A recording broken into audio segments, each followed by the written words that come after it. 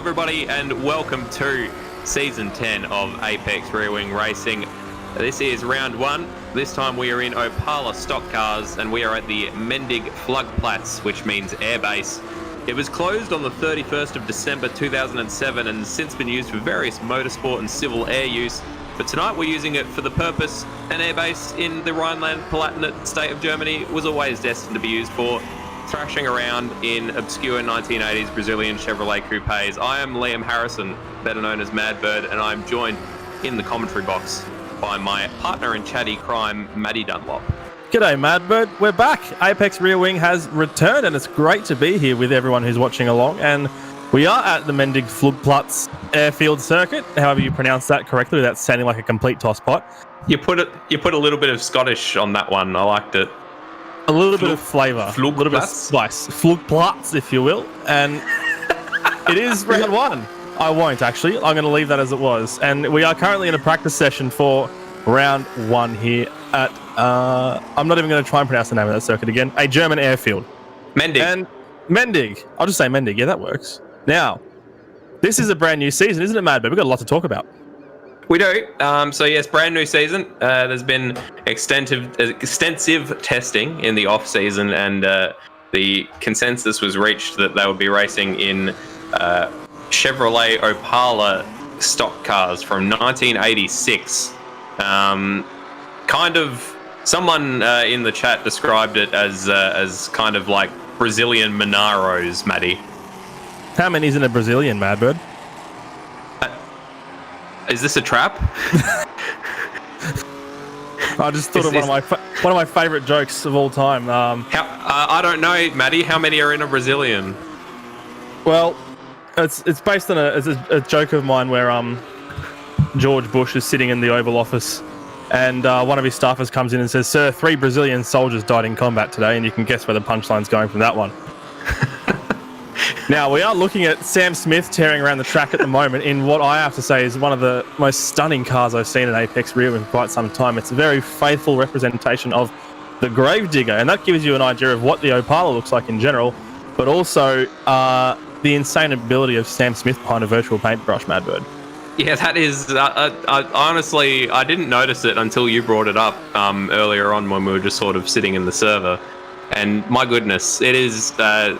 the rest of them, I was going through the liveries and I'm like, oh, these are all a little bit staid. Like, they all look quite nice, but they're all a bit, there's no really Larry ones. And then I came to this, which Larry is certainly a word you could use to describe it. Yes, Sam Smith actually with a good vein of form here at Mendig Flugplatz, because he is the only driver in Apex Rear Wing to win a race here. A championship race, that is, and that was exactly 5 seasons ago for the round one opener in season 5 when he was driving a Mustang GT Group A car. You say that, but he got lost coming out of the pits, so I'm not sure how much that experience is going to be working for him tonight. Well, he is of advanced age, so perhaps dementia has begun to set in. He may be struggling with remembering facts and faces, and we just need to be here as much as possible to support him. Well, he is doing P6 at the moment, so he definitely hasn't lost any trace of his speed, and neither is Ziras, who is currently, as Ziras do, leading the timesheets by almost half a second over Birdo, who is currently second place in this practice session. And speaking of Larry, you were talking about that paint job being described as Larry. How about the handling of these cars? Very, very tail happy around tracks such as this. Very much so, and it's the sort of thing that I can imagine Brenton Foley doing quite well in. He tends to get a fair bit of tail happiness in his driving regardless of what he's piloting. But the tyres in these cars, we're led to believe, can be a little bit fragile, so interesting to see who can sort of balance, keeping that back hanging out as much as possible to make for an entertaining drive while also looking after their tyres enough that they don't absolutely destroy them. Speaking of Larry liveries, this is not one. This is Goofball Antics in the Pro Anomaly Motorsports Opala, which is apparently Kit from Knight Rider inspired. But he's just sort of been calling it the Void Yeah, it doesn't really have too many reflections off the paint. Not a very glossy paint job. It's very a matte finish. There's a little bit of shine to it, but the graphics themselves on the side are quite dark as well. So it's something we'll have to focus on a little bit in detail when we get to qualifying, which does follow a shootout format this time around. So we'll be able to have a lot of one-on-one time with these cars. They have a lot of one-on-one time with the track, going around for their one shot at a fast lap. So practice is really their best chance to put down a good chunk of laps before they head into the race, because qualifying is a one-lap dash to the line, and then that sets the grid for what will be the first race of the weekend. Now, we are going to be using a few different formats this season, with sprint races, feature races, super sprint races, and a combination thereof of many of those, plus an endurance race here and there dotted throughout. Tonight, we'll be looking at a sprint race, which will be a certain length that I will not be able to tell you at this exact moment because I've 20 minutes. It is a 20-minute race, one 20-minute race, followed by a 40-minute race later on. And the grid for the feature race, I believe, will be set by the finishing positions of the sprint race. That's absolutely correct. So, last season we had the 10-minute, I think it was, qualifying session, which very much kept us on our toes, trying to keep track of everything. So, going back to what's been sort of the favourite qualifying format for Apex Rear Wing for a while, which is the sort of V8 supercar inspired shootout, as we see Irambo spearing off in the background, and we're just trying to pick him up here. Here we go. So he was chasing after Zarlingir, and hasn't had too much practice in these cars, I'm led to believe, has Irambo in his very, very Italian looking car, and that's not gone well. There's a nice little slow-mo shot of him, the body roll on these cars. There's a lot of suspension travel in these 80s Opalas. Sway bar made out of jelly by the looks of it. But he's kicked it out of the fence. So pretty good effort there from Irambo before he rotates it onto the curb. So he'll be wanting to get all those little gremlins out of his system before the race gets started. I'm not even going to try and pronounce the name of that sponsor on the side of his door there. I've had enough trouble with pronunciations already in the past 10 minutes, so I think I'm going to quit while I'm ahead. I'm led to believe that Roadhog is responsible for that particular livery, and when it came to sponsors, he simply opened up like brand.com or brands.com, sorted by country, and just picked a bunch from Italy, just slapped them on the side of the car. So that's about as pure Italian as you can possibly get. Speaking of pure, we've got the modern version of a retro livery on a retro car, which is Brenton Foley, of course, is a big Holden fan. Was very happy this weekend just gone with the Bathurst 1000, and he's brought a very similar Red Bull Holden Caltex livery to this 80s Brazilian coupe. Great looking vehicle that Brenton Foley's steering around at the moment, and of course, as you were saying earlier, he does like a little bit of tail happiness, but we have seen that being applied in different ways throughout Apex Rear Wing. It's had a lot of fun in the past couple of seasons with things like the Caterhams and the DRMs, but last season, earlier this year, with the Super Tourers, the 1996 Super Tourers, even though he was behind the wheel of a rear-wheel drive BMW, he struggled quite a bit with that. So we don't really have too much of a gauge of what he's going to be like in these ones, apart from the fact that he's currently sitting fourth in this practice session with a gap of almost 9/10 of a second on Ziras. So he's pretty quick, but he's got a little bit more work to do if he wants to find himself towards the pointy end as it stands.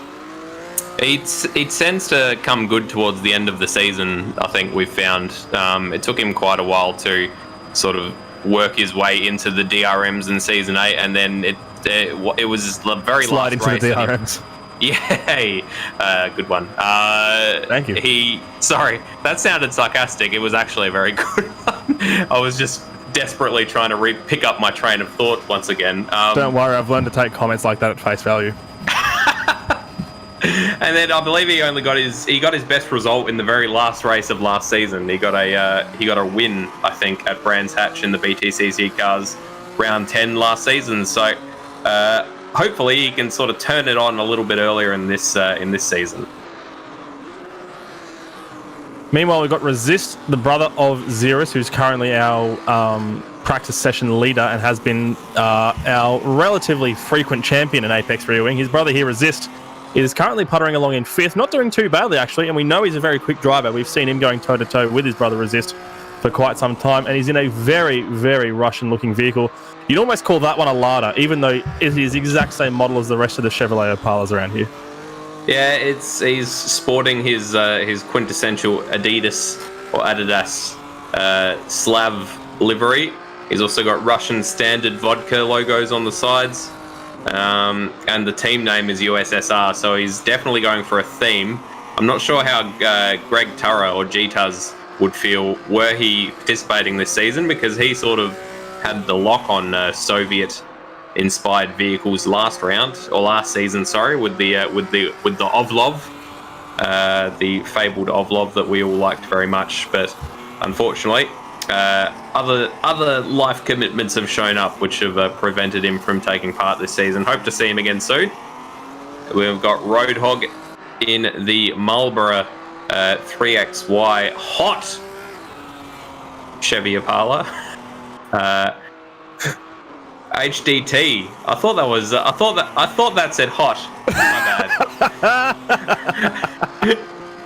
I've been led to believe it says HDT, not hot. So I apologise for leading you up the garden path. It reminds me a lot of an old Colin Firth just turned in his grave. I don't think. Wait, is he even dead? I don't even know. No, assuming we're talking about the same Colin Firth, the British actor, he's well and truly alive. Harry Firth. What's his name? Oh, Christ. Oh, we're not talking about Colin Firth. Harry. Oh, Harry Firth. Sorry, Harry. Oh my goodness. We're doing. He's apparently dead as of 2014. This man that I'm not aware of. Well, I know that Colin Firth would be turning in his grave if he was here to hear this. Yes, Colin Firth, a big fan of 80s sponsors in motorsport. Aren't we all? Very disgusted with me, aren't we all? So that is practice session wound up. So we're about to get into the qualifying shootout. While we've got a minute, you can hop onto arwleague.liveraces.com to follow all the live timing and results. You can also hop over onto Facebook, give us a like on Apex Rear Wing, and while you're at it, might as well hit the thumbs up on this very video you're watching. Hit that subscribe button and the bell, ding ding, so that you get notified when we go live in future rounds. And if you like the shows we put on, then hop on over to patreon.com/ApexRearWing and maybe give us $1 a month or something. We're very much appreciated. It is a beautiful shot of some planes, Matty. Stunning. Absolutely phenomenal rendition of those aircraft. Couldn't even tell you what they are. That looks to be a Cessna of some sort at the back there with the green livery on it. It's a King Air in the middle, I believe. I've got no idea what the one in the front is, though. I was desperately trying to find out, but I couldn't. Let us know in the chat if you happen to know what it is. If you happen to know what that particularly large biplane-looking vehicle is, probably a plane. Rather I wouldn't be shocked. It could be an Akranaplan, perhaps. Oh, very, very good. I too have watched the mustard video on Akranaplans. Look, it's definitely not a 60s Japanese bullet train. I know that much. No, definitely not the Type 0 Shinkansen. No. Or indeed a submarine that also operated as a aircraft carrier. If you like obscure technology, look up Mustard on YouTube if you're not aware of him already. He does incredible videos in the style of Wendover Productions. And if you haven't watched any of his videos, you're probably quite lost as to all the things we're talking about right now. Here's an onboard Tyrrell, who's currently out on his outlap on his qualifying lap, because we've just had the end of a practice session and the start of a qualifying session. The entire time I've been talking about planes and YouTube channels. If we bang on about these YouTube channels enough, do you reckon we'll get a sponsorship from Skillshare? Yeah, maybe. Or perhaps our videos will get posted on Nebula, which I believe is Wendover Productions or Mustard's, it's like their VIP service or something, where videos get released earlier and you can watch them for a fee. It certainly regardless. is. But we've got a lap on our hands here, Madbird. Cyril's just crossed the line to start his lap. He'll have to be careful of track cuts, which is a contentious issue, always in Apex rear wing. But it's going to be very tricky here because there's a lot of spare tarmac runoff around the joint, and it's a very flat track. Oh, and he's run off the track completely there at turn 2, so that's going to cut into his lap time quite significantly. So the sort of lap time we're looking for here is a high 124, possibly even a 123. The highest lap time we saw from the practice session just gone was Ziras, who put down a 123.999, and you cannot get closer to the lower echelons of the 123s than that, I'm afraid. And Tyrrell should be coming up on the first sector split pretty soon now. Apart from that little mistake at turn 2, he's looking pretty tidy so far. He is. As we said, Sam Smith got lost on his way out of the pit lane. It is a pretty confusing track on the face of it until you sort of get yourself acquainted with it, because it is an old airbase, so there's just tarmac going off in every direction, and until you know which way the corners go, it can be quite confusing. He seems to be doing pretty well, though. He's keeping it quite tidy. He was having a lot of issues in practice, I saw, with just the back stepping out, or he'd dip a tyre in the grass and would get himself spun around. So he's stepped the back out there through the sort of last corner before this little chicane section quite well, actually. And he straight lines those chicanes as best as he can onto the start-finish straight. And he's about to cross the line with a 1:30.17. So it's not setting the timing screens alight, but it is, in fact, a lap time, which will, of course, promote him above anybody who gets a track cut and thus does not set a lap time during this qualifying session.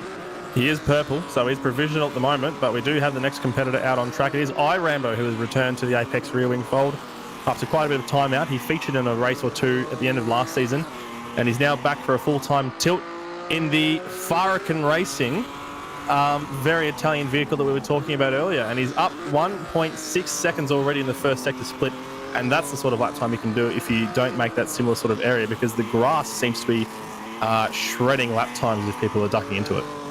Yeah, they're not particularly powerful cars, so a lot of it is going to be keeping momentum through the corners, like the Caterhams were, kind of. So if you get yourself slowed down, then it's all the more painful because it takes just that much longer to get yourself back up to speed again. So he's doing quite well. That's a pretty decent shot. It looked like he hugged those curbs quite well, and he's managed to keep it out of the wall. 1.8 seconds he's now up.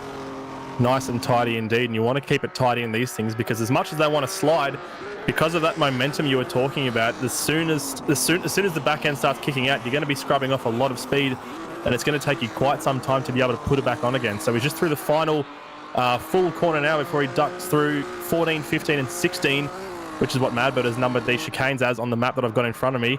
And he's looking pretty quick at the moment. It's not going to be challenging for the times we were soaring at the top end of practice, but it will be quicker than Tyrrell. It's a 1:28.479.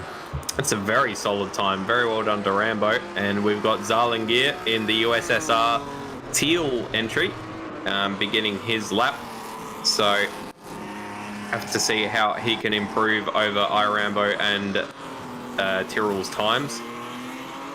He's managed to keep it out of the grass through the turn 2 and 3 section, so he's probably going to be up on Tyrrell at this stage at the very least, but he's down on Rambo by almost 2/10, and he's had a huge lock-up, and he's into the wall at the, I believe that was turn 5, I think. So that's very messy. So he is not going to be troubling Rambo at this rate, and he might even be slotting in behind Tyrrell if he doesn't have a very tidy last two sectors of this lap. Yeah, that's not gone well at all, but it will serve him well to keep pressing on regardless, because there's every chance that people up in the further end of the field will get track cuts in their laps and have to sacrifice their lap time entirely, which will put Zarlinger ahead on a technicality. So that's always something you have to be there for. And I think Roadhog in the background has just rotated his car on the outlap, so he's going to have to spend a little bit more time getting temperature into those tyres. Hopefully it doesn't repeat that on his lap, but we've got Zarlinger's lap at the moment. He's down 2 seconds on iRambo's time at the moment. He's got one more corner to traverse before he hits the chicanes, which he's about to do now. And he'll be straight lining those as much as he possibly can. You'll see he's pretty much exactly over the white lines there. Shouldn't get a track cut for that because of the red and white curbs that we're seeing there, which basically gives you free reign to cut it within reason. He'll cross the line. It'll be a 1:30. And it won't be. He did indeed have a track cut, so there'll be no lap time registered, and Zarlingier will be at the back of the grid at the very least. And now we are seeing Roadhog cross the line for his flying lap. Yeah, led to believe that Roadhog's actually got quite a bit of pace in these cars, but he was saying just before in the practice session that he's really struggling with this particular track. So maybe a little bit of psychological warfare, just making sure no one sees him as a threat. Or more likely, Roadhog's sort of a straight shooter, probably just legitimately doesn't have too much pace on this track. As he steps the back out, coming around that corner, he hit the curb in just the right way. Didn't seem to scrub off too much speed, and he was up by about 0.2 through that first sector. Yeah, he threw it quite out of whack in turn 1 as well in a similar fashion, and he's still up almost 0.3 of a second, so doesn't seem to be harming him too much relative to iRambo's time. And he's tipped it in there to turn number, I don't even know what number corner that is because I have to refer to the track map, but also the fact that there aren't really too many landmarks. I think that would have been turn 9. That was just the 10 and 11 chicane he's darted through. So now we've got a little bit of a back straight, and he'll cross the second sector split to make it 0.8. He is up on iRambo. So this is a great time. He's tidied it up a lot in the second sector, and now he's just got to get these couple of final corners right, nail the chicane, and he'll be home safe, well ahead of Rambo. But he's very, very sideways through turn 13. Yeah, just got a little bit of a lock up through there as well, so that will have scrubbed off a little bit of speed, but he's done very well to maintain as much momentum as he can through most of those corners. And it's going to be a pretty decent lap time. It's going to be a 1:26.9, which puts him 1.5 seconds ahead of Rambo in provisional pole. But of course, we do have Sam Smith now in the Gravedigger Tin Shed Racing entry, beginning his lap. And as said during the practice session, the only man to have won a race here at Mendig Flugplatz for Apex Rear Wing way back in Season 5, Round 1. Fantastic looking car as well. I think we were talking a little bit earlier, he's slightly up in the first sector split. We were talking a little bit earlier about the fact that now that Greg Turret isn't here, we've got to pick somebody else new to fawn over. And I think I'm going to pick Sam Smith based on his car's paint alone. It's a fantastic looking vehicle, but we've got to focus on his on-track performance here, and he is looking pretty good for the first sector.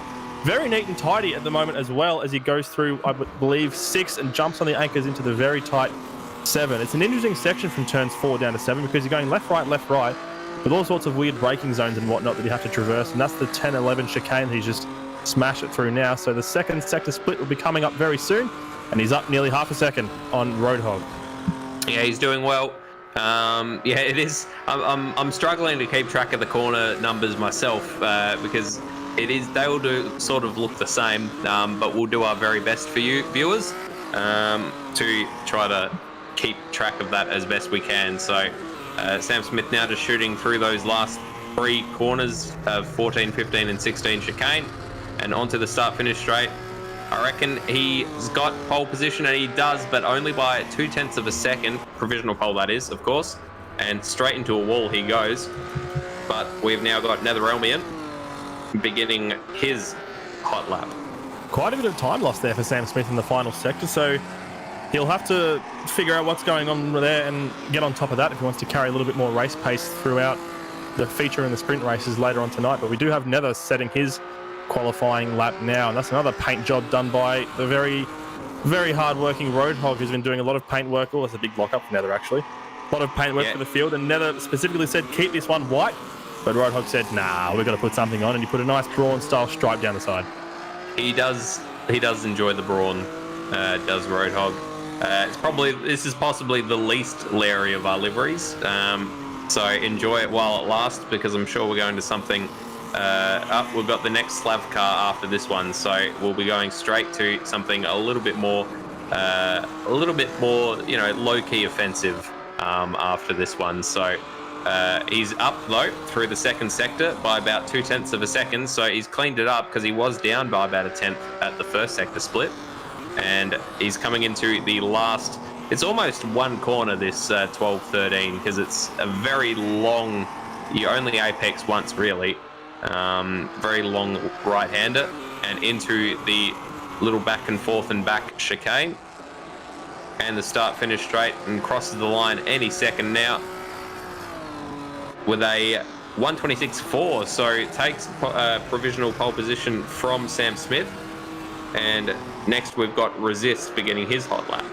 Great lap there from Nether, and now we do have Resist for the USSR, which stands for the Union of Somalia and Slavs Racing, which would explain why he's got a Somalian flag on the side of his car, as opposed to a Russian or a Soviet one. So Resist now looking to get some serious pace down in this Chevrolet Opala of his, and he's coming through and he's looking almost at least half a second up, as a matter of fact, in Nether's time. So great stuff there as he goes through this tricky section, which I can never get the corner numbers right for. I think that was turn number 7 he just went through. Yeah, that was turn 7. So now we've got a fast left-hand kink here through 8, which is a great little corner there. Allows you to really load the suspension up on the right-hand side and test the handling and test what's left of your tyres by the time you get to the end of the race in one of these things, I can imagine. Second sector split will be just on the other side of this tyre wall, and Resist is looking very, very neat and tidy here, Madbird.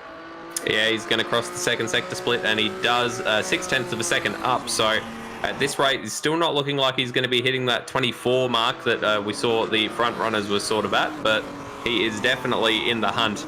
And he's been coming for a few seasons now as Resist, and we keep saying, oh, when are you going to get your first win? And he says, well, never, if you keep saying that. So when will he get his first win? Perhaps it'll be this season in the USSR, a black Adidas Chevy Opala. Oh, but it looks like it won't. He will not be starting on pole position or anywhere except for the rear of the grid at this stage, because he had got a track cut. That's a damn shame there for Ziras, for Resist rather. What a shame. And now we see Brenton Foley getting incredibly sideways, and he may have even spun the car. He certainly has.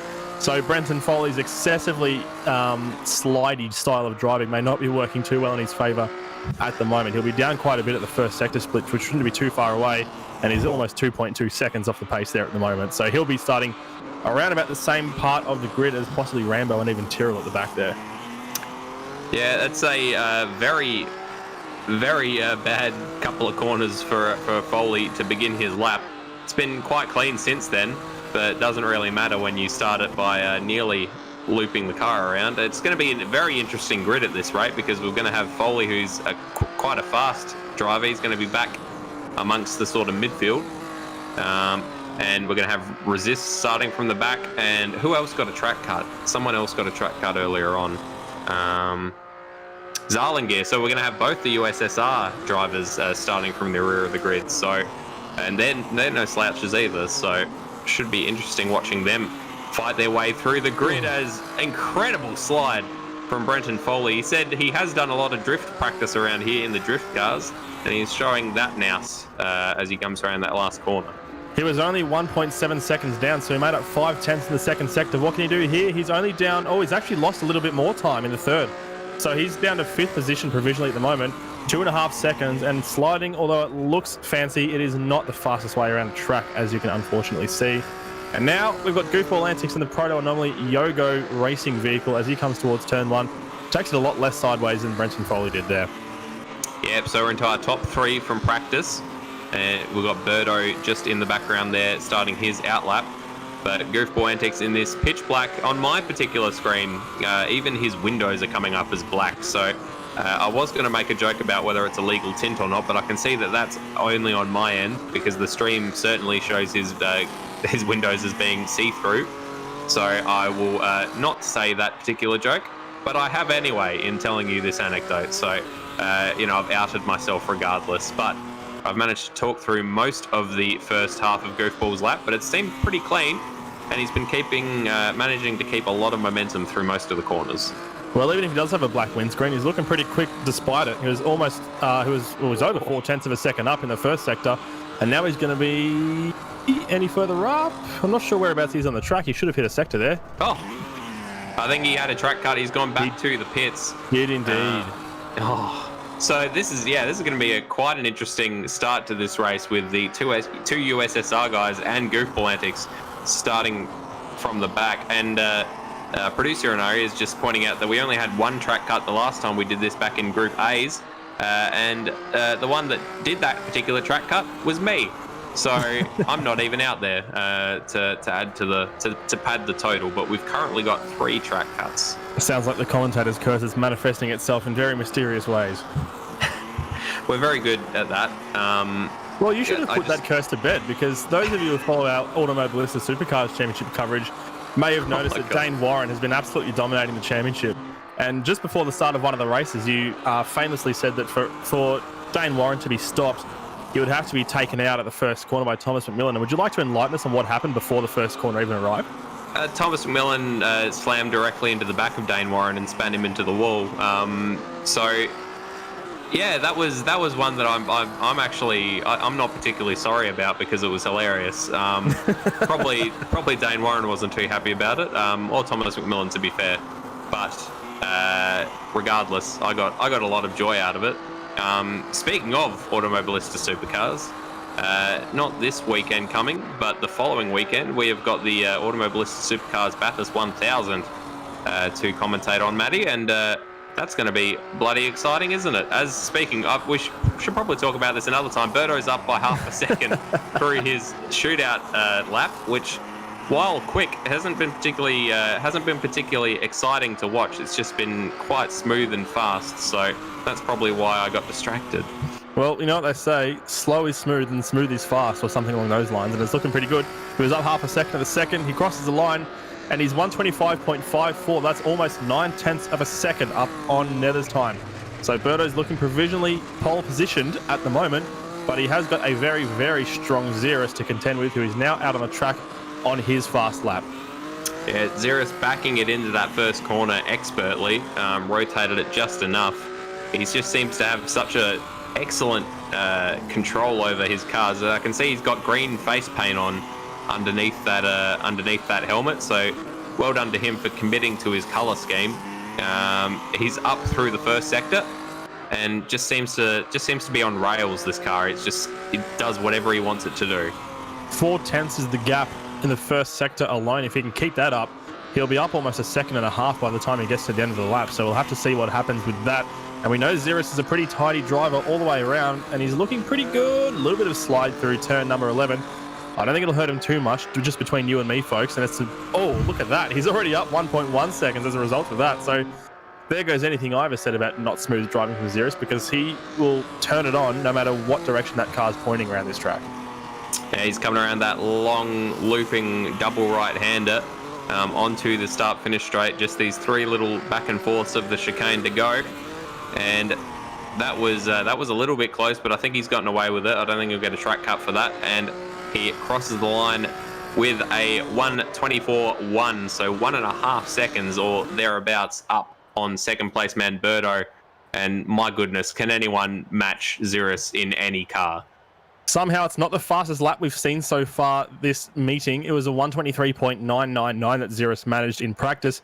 But it is the fastest lap of qualifying, and that's all that matters when it comes to pole position. Ziras, P1 on the grid for the sprint race, with Birdo lining up alongside in P2. Yep, Netherelmian and Sam Smith making a second row that I don't think anyone was really expecting. And then we, of course, had Goofball Antiques, Resist, and Zarlingear all getting track cuts, so they will be starting from the rear of the grid in the first race. We might quickly go to a little break because I realised I don't have any water and my throat's already getting quite dry. So we are going to quickly cut to, in case you missed it, the last round of last season. Matty Dunlop and I did the Tim Tam Slam challenge because we realised neither of us had done it. And we took a little bit of footage of our escapades, and I think this will be my attempt first up. So don't go anywhere, we'll be back in a few minutes. Hello everybody, this is Madbird, or Liam. I'm one of the commentators for Apex Rear Wing Season 9 BTCC. Part of the something that's been quite controversial this season has been myself and Matty Dunlop, my co-commentator, neither of us having done a Tim Tam Slam, despite him describing it as that's living and then immediately saying that he hadn't done one. So for tonight, for the final round, ideally we both have. I definitely know I'm going to. I don't know if Matty's going to. I'm going to do a Tim Tam Slam, film our reactions, and let you know if it's actually all it's cracked up to be. Behind the camera is my beautiful girlfriend Mel, who is doing this filming for the low bribe of a single Tim Tam. So I've carefully read the instructions on WikiHow. And I've got myself a packet of the double coat Tim Tams, as that is what I was suggested to get. Made myself a hot cup of coffee at, what time is it? At 6 PM, so Most of this is going to go down the sink, but in the meantime, let's get slamming. So opening the packet as instructed by the packet. Did you know there's instructions on the Tim Tam packet on how to open the Tim Tam packet? Because I didn't. So I've been told that I'm meant to bite off the very corners and then I suck the beverage through the Tim Tam like a straw. So let's give this a go. Okay. And I want to reveal that gooey center, I believe. So I've done the job there. And I've done it there as well. And then, according to WikiHow, I'll just shove it in there and start sucking, and the hot beverage should melt the interior on its way up into my mouth. So this coffee is quite hot, so let's hope I don't burn my mouth off.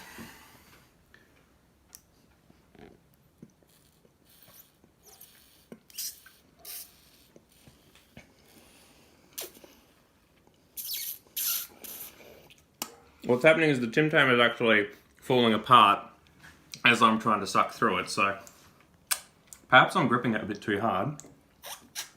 Oh yeah, no, this isn't going well at all.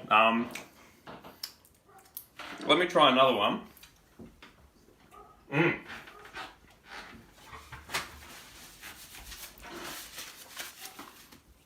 Let's try this again.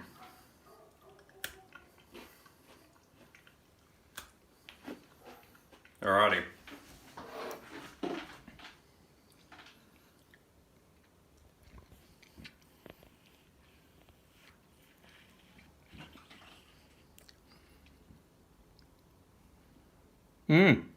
It's working.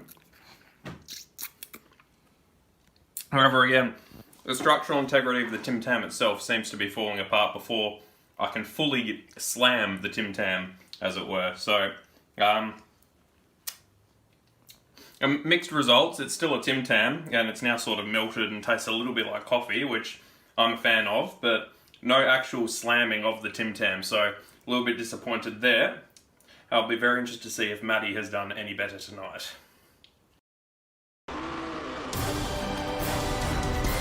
Hello everybody, and welcome back to round 1 of season 10 here at Mendig Flugplatz in Germany. We are in Opala Stock Cars, and we've just got a bit of a warm-up session as everybody gets their last minute jitters out before the race begins, the sprint race that is. We do have 2 races tonight.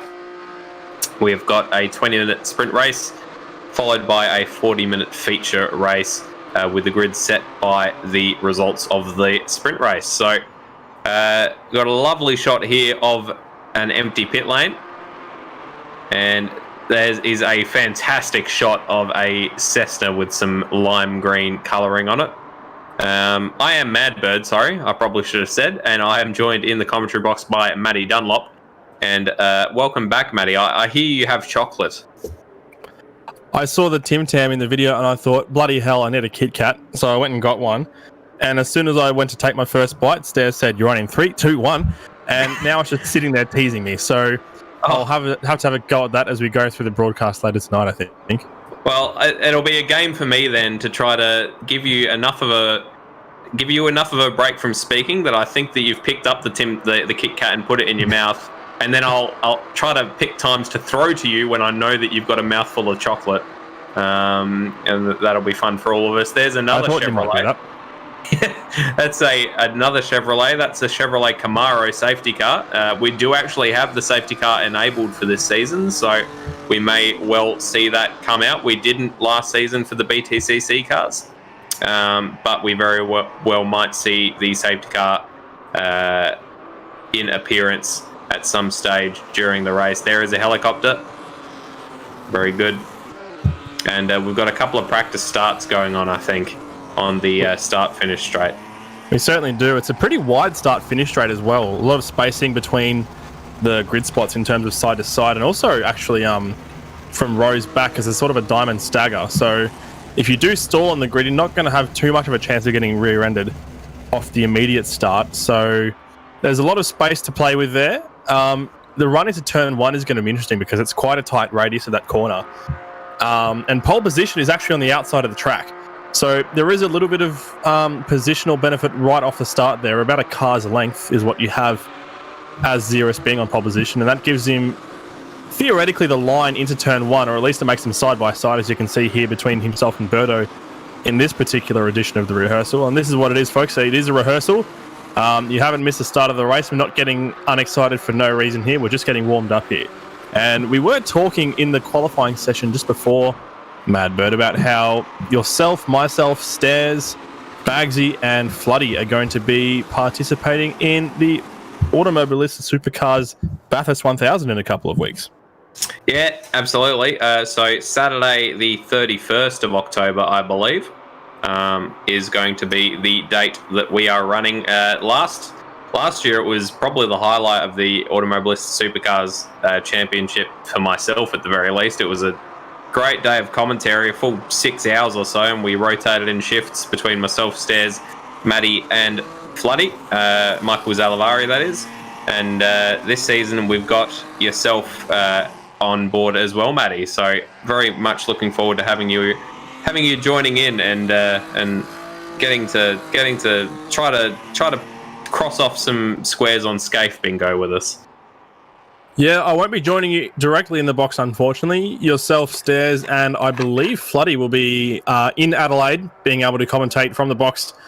Given that I'll be stuck in Melbourne, not least because I am not really able to travel, but also because the entire state is not able to travel at the moment, I'll be tuning in over Discord as I normally do, providing some Mark Larkham-esque support commentary, if you will. I forgot the name for what it's called. There's probably a name for it. Analysis, perhaps.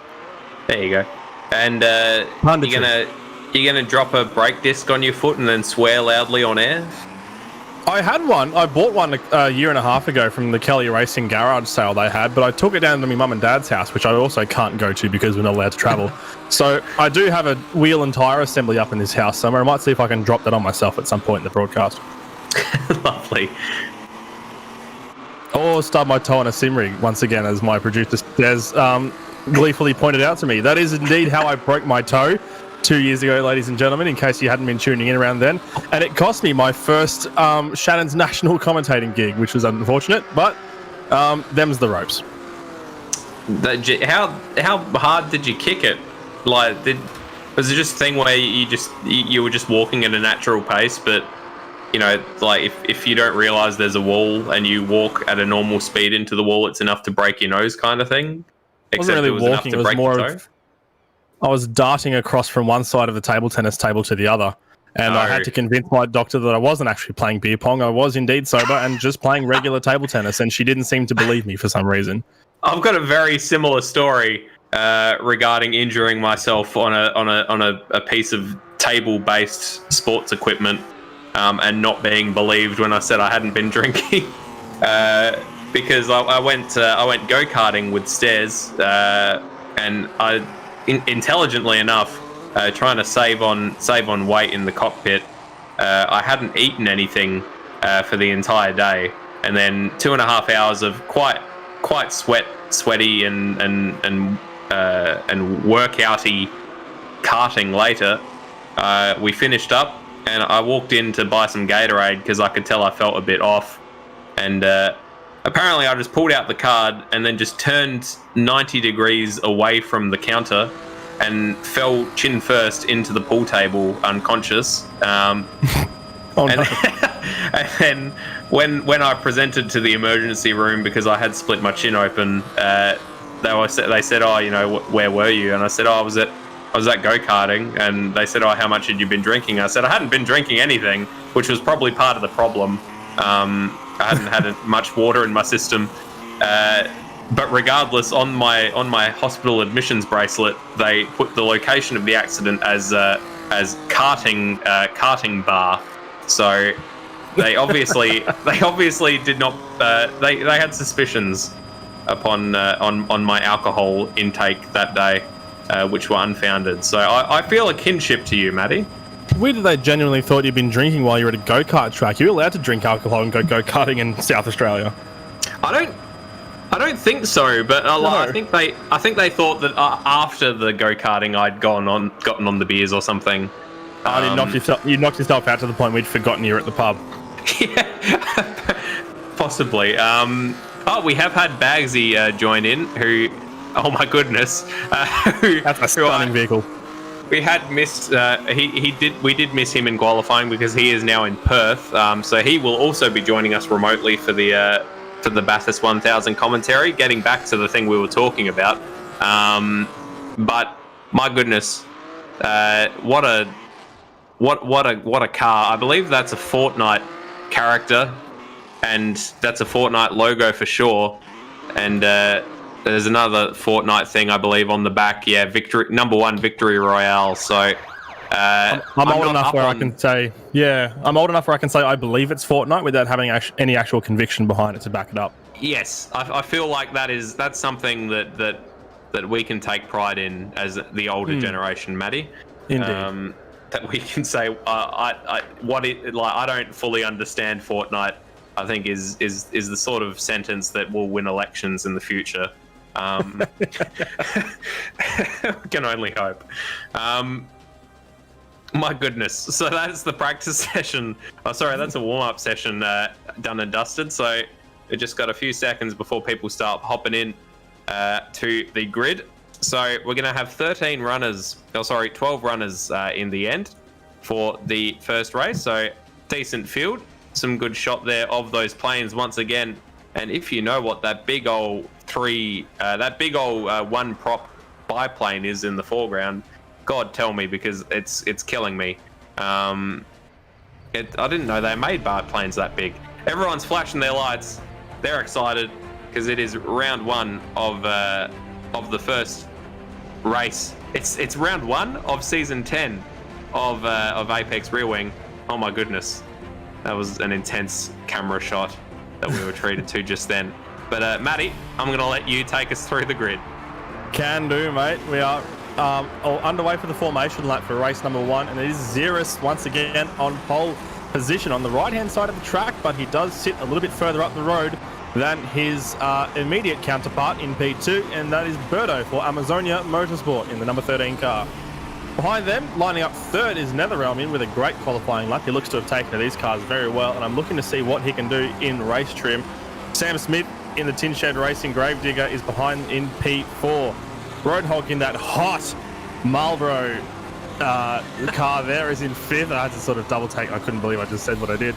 Rambo is starting from P6 there in the Farrakhan Racing vehicle there. Brenton Foley is 7th after an unfortunate qualifying mishap at the start of his lap. Tyrrell is starting in P8, and Josh Bagsy, who didn't even attempt to qualify, is starting 9th, and he'd be pretty spewing if you were any of the 3 blokes behind him who actually gave it a red-hot crack and then up behind the bloke who didn't even show up. Resist, 10th, Goofball Antics 11th, and Zalangir 12th all had track cuts and were not able to complete their laps. We've got a couple of really quick drivers in that mix as well, and it'll be really interesting to see what they can do from the back of the field. And I still can't believe Josh Bagsy is starting the race from 9th. There you go. It must count not qualifying at all as being better than qualifying but getting a track cut. I'm also wondering what why Zalangir is starting from the rear, because I believe Resist qualified or was before Goofball in the shootout, but he's starting ahead of him despite also getting a track cut. So I wonder if it's like the how far you get into your lap before you cut determines where you start, or something like that. Perhaps the game just put them. Maybe that's just randomized. Maybe put them in line so that the stripes. It maybe like the look of the stripes going down the length of the car. I wanted them to line up for both cars. That's a very good thought. I'm not sure how accurate it is, but I like it regardless. Thank you. I don't get good thoughts very often, so I like to ride them when I get them. Bed empty, no thoughts. Anyway, so yeah, we are lined up. We are lined up on the grid, and we are ready for the start of round 1 of race 1. He's got about 45 degrees of angle of attack. We've got a race start on our hands. He likes to do that, doesn't he? But we've got the lights, and we don't have the lights because they are out. It looks like a pretty good start from Bagsy, who cuts up the inside to cover off Resist. At the front, Ziras and Birdo are side by side through the first corner. Birdo with a very good run, actually, but has to check up a little bit. Ziras takes advantage, and Netherelmian's managed to keep into second. Roadhog gets up the inside of Sam Smith at turn 2 and takes that position, but they're side by side as they come through turn 3. Sam Smith has the line as they go into turn number 4, and he'll jump on the brakes. Will he be able to hold on through 5? Yes, he will. So Sam Smith keeps that line. Great racing between those two to start the race, and Netherelmian is sitting pretty up in 3rd at the moment. We know how good he is as a defensive driver. I'd fancy his chances of holding on for a podium spot for most of this race, which is a 20-minute race. And I haven't even thought about doing the calculations of how many laps that's roughly going to be, because we'll probably have to factor in a pit stop as well, but we'll cross that bridge when we get to it. As they're just coming through turns 10 and 11 now, that nice little left-right chicane. And there is Sam Smith on your screen in the Gravedigger, but a little bit of ground ahead of him to make up to get onto the back of Nether, 1.3 seconds as a matter of fact. A bit further back, we got Goofball Antics making the position up on Bagsy, coming down the back straight into turn 12, and looks like Bagsy wasn't fighting that one particularly hard. Resist tries to go for the inside at turn 12, and that was a door that was always going to come slamming shut, and he smartly got his nose out of the way before it got cut off. But you can tell Resist probably not too happy about the fact that he's been started from behind Josh Bagsy, as my co-commentator Matty deduced, and he's doing his level best to try to get that position back. Well, ordinarily you can manually set the grid in Automobilista races, so I imagine that he'll be trying to lobby Ziras to do that for the next race, and he just almost had the pass there done on Josh Bagsy, but left the door wide open again, but he has cut back through in turn number 3. These guys are having a great side-by-side battle. At the back of the field, there's a little bit of a touch there, and it sends Resist just a little bit wobbly there, and it's got him unsettled a little bit, but he's going to try and make a pass on Tyrrell, and they're side-by-side now, but Tyrrell holds his ground in 9th. Yeah, it looks like Sam Smith has had a moment, because he was running quite close up behind Netherelmian, and he's now dropped back a little. He's actually dropped back behind Brenton Foley into 5th. So Brenton Foley doing quite well to recover from a poor qualifying session, has recovered up to 4th and is now on the back of Netherelmian, or not quite on the back, but definitely catching up. Here is what happened to Sam Smith. So lit it up coming out of turn 5, and just had to get out of the throttle completely. So lost oodles of time, but he's managed to take that position back from Roadhog, and is now setting off after Brenton Foley once again. Yeah, he ended up stuck in a nice battle there with Roadhog for a few corners, but Roadhog got it all out of whack through turn number 9, I think it was. I really don't have a very strong grasp on the corner numbers at this point, but I will try my best. And we're now looking at an onboard of Sam Smith as he jumps on the anchors into turn number 1. So that's a very tight 90-degree left-hander where the pit exit dumps out on the left-hand side. Similar corner, flips in the other direction for the right-hander at turn number 2, and then you full gas as you go through this right-hand kink of 3. And now we get into an interesting section here where you've got to get your braking lines right as you go through 4, jump on the anchors for a right-hander through 5, then you've got another long sweeping corner that is 6, and then again for a tight hairpin of turn 7, where you've got to really focus on your entry line, your exit, keeping good momentum, because these cars don't have a huge amount of power, and it's a pretty long straight, including this left-hand kink of turn 8, which you sort of got to take full lock through to get the right steering angle. Jump on the brakes again for turn number 9, that right-hander I was talking about earlier. Then you get this nice little chicane of 10 and 11, which produces some pretty nice camera angle shots from the exterior angles. Then you've got the real back straight. So it's good to keep momentum through that chicane as much as you can, so you can get a really nice run through here. Not a huge amount of a braking zone here in turn 11, but it is still a good passing opportunity. There's plenty of width to play with on the track. A couple of lines you can use. Sam Smith's pulling it in nice and tight there. Takes one apex. Apexes again at turn 13. And now he's got the chicane, which will lead him onto the front straight once again. And you can really shortcut these curves here, as Sam Smith is doing, almost using all the track there and a little bit more, getting as close to the fence as he possibly can. And that is a lap of Mendig Flugplatz. Very well called, Matty. I've just sort of been keeping an eye on Brenton Foley, who is inching ever closer to Netherelmian for that final podium position. So, and also at the back of the field, as we just saw then, Bagsy and Zarlinger and Tyrrell have had a pretty ding-dong battle the last couple of laps, but it's sort of shaken itself out now. But Brenton Foley seems to have come good much earlier this season than last season, and he is in the hunt for a podium position in the first race. So he would be very happy with that. Takes a very wide line through turn, I believe that was turn 11, onto the long start finish. No, sorry, that was turn 9. That was the turn 10, 11 chicane. You can see Sam Smith there slowly hunting him down as well, but Brenton Foley is right up the back of Netherelmian coming down this back straight, and he's going to be trying to pour that slipstream, and had a little peek coming down and into the last couple of corners just to let Nether know that he was there, try to get it in his head a little bit, and it might have worked because Nether hasn't had a particularly tidy last corner, and Brenton Foley is now right on his rear bumper. Yeah, this is the Brenton Foley that we know and love, who we saw the pace from in the DRMs and the Caterhams, and they're going to be side by side as they make their way down to turn number 1. Netherelmian will have the line, and he does have those defensive tendencies, and he's going to hold the position for the time being, but Foley is nowhere near gone yet, and there's a nice little twitch there from Netherelmian. Foley means business. He's piling the pressure on like a ton of bricks, and he's going to try and find every little bit of real estate he possibly can to get past here. But Nether has him covered all over the shop as they jump on the brakes. Little lock-ups from both of them as they go through turn number 5, 6 and 7. Not a huge amount of passing can be done here unless you're really brave, and there's a big pace differential. The run is important. Bit of a late apex there from Brenton Foley, trying to get a lot of speed down this secondary straight. He won't be able to catch him too much through turn 8, but turn 9, if he lunges under the brakes, he might get a little bit closer. And he keeps it line astern at the moment. Takes a bit of a wide line once again through that turn number 9, which seems to be his strategy, because maybe he can carry more speed through there as he takes a bigger arc. Oh, there's almost contact as they go through turns number 11. And oh, is he putting him off the track? Where's Nether gone? They're side by side now. I couldn't see for a second. I thought he'd punted him off into the wall, but they are side by side, Madbird. He did go incredibly wide and nearly scraped the wall, but he managed to keep it all tidy. They're going side by side through these last couple of corners. Very, very wide apexes on these. Brenton Foley trying to go around the outside, gets a little bit of a wiggle, but it looks like he's got it done.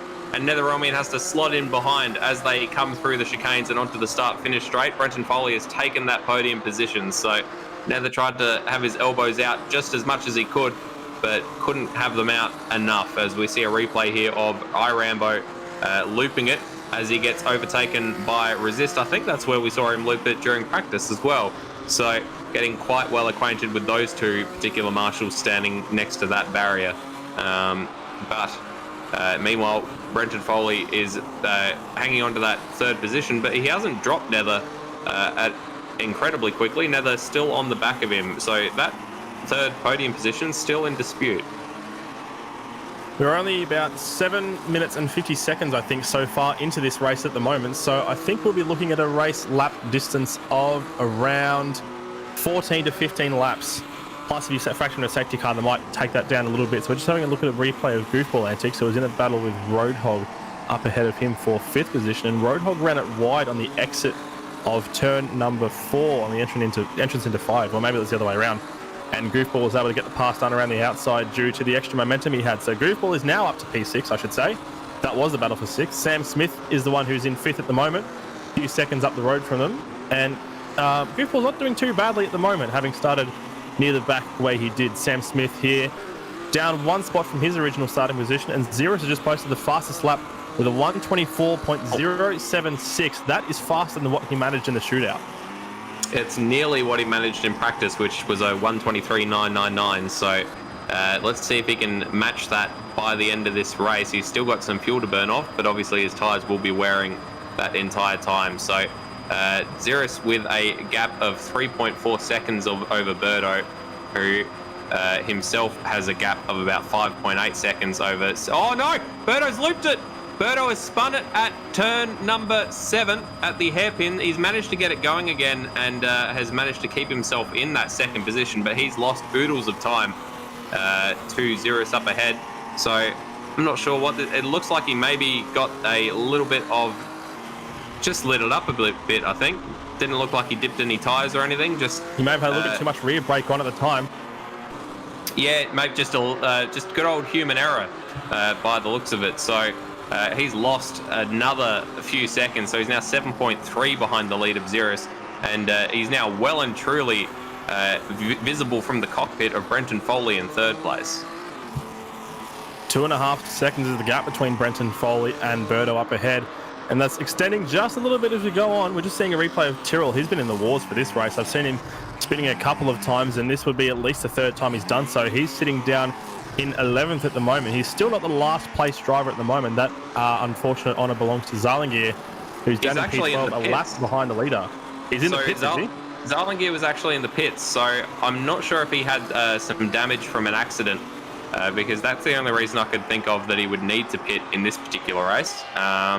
We were led to believe that the 20-minute races would pretty much just be straight sprints. The tyres should last more than enough for 20 minutes, and fuel shouldn't be an issue. So perhaps he had an accident somewhere which necessitated some repairs. That's probably the only thing I can think of as well. And it's a bit hard to see where, because a lot of the walls here are pretty far away from the track, so you're generally safe from getting damage if you do have an off-track excursion. That also means that the risk of safety cars is pretty low here at Mendig Flugplatz. Oh, we just had a moment there, have we? Birdo just off it into the wall, so he is out of second place. Brenton Foley has swooped through to take that second place, and Sam Smith has also come through onto the start-finish straight, the back straight with a lot more pace than Birdo, so he's going to be closing right in on him. So it just did not want to turn left in this second part of that turns 10, 11 chicane. So he went straight off and into the wall. Not sure if he's got any damage from that. It looked like he managed to pull it up. He pulled it up in time, so as you can see there, no contact with the wall, but definitely a bit of a scruffy race from Birdo so far, which has led to Ziras having a 10-second advantage over new second-place man Brenton Foley. I wonder what state Birdo's tyres are in, because he seemed to be getting very wobbly through the few corners that were immediately after where he went off the track there. We're just seeing a replay of Zarlingier, which would be why his damage was being repaired. He had a massive impact into the wall. I think that was turn number 4 or 5. And that would explain why he's still in the pit stop. And Netherelmian has DNF'd. He was finished. He was quite high up at the time. I think he was around 4th or 5th at the time.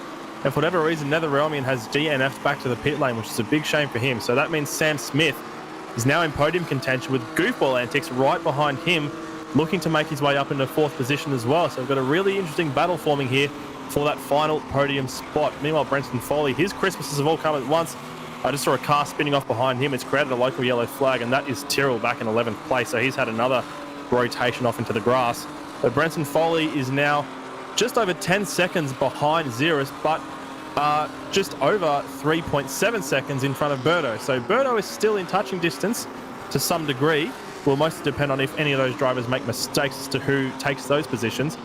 Because with about half the race gone, as Murray Walker would say, there is still half the race to go, and that is why Netherelmian DNF'd. Sure. He did the exact same thing at the exact same corner that we saw Zarlingier do, unfortunately. So what a shame for him. Except a lot worse. It looks like he lost a tyre. Got a nice slow-mo shot of it here. Yep, so the tyre comes out of the boot by the looks of it. And the bonnet goes flying off. So catastrophic damage there for Netherelmian, which is a damn shame because he definitely looked like he had some decent pace and was in podium contention at one stage during this race. So hopefully he will stick around and join us again for the feature race. Meanwhile, Sam Smith is coming under all sorts of pressure from Goofball Antics right behind him in that pitch black void car. And it's sort of giving Birdo a bit of a break because Sam Smith was right on the back of Birdo, but now Birdo's having to look in his rearview mirror instead of out the front of his windscreen. And Goofball Antics, as you can see from this onboard, is just closing in on that gravedigger. I didn't know what number his car was until I saw that onboard view. There you go, number 3 for Goofball Antics. And the great thing about this track is the drivers can take very varied lines through some of these corners because the track surface is so wide. We just saw Goofball taking a very tight exit to turn number 7, while Sam Smith ran it all the way to the outside of the track to get as much momentum as he possibly could. And they're still roughly on par as Goofball Antics has a pretty big slide going through turn number 12 there. Tries to jump on the ankle to touch the apex, and that's Birdo in the fence. Birdo's in the wall. Birdo's in the wall at the exit of the last turn, I believe. Yeah, he didn't even get to the chicane, so Roadhog is going to make that 5th position over him. So Birdo now down into 6th place with Resist right behind him, looking like he wants to take advantage of Birdo's woes.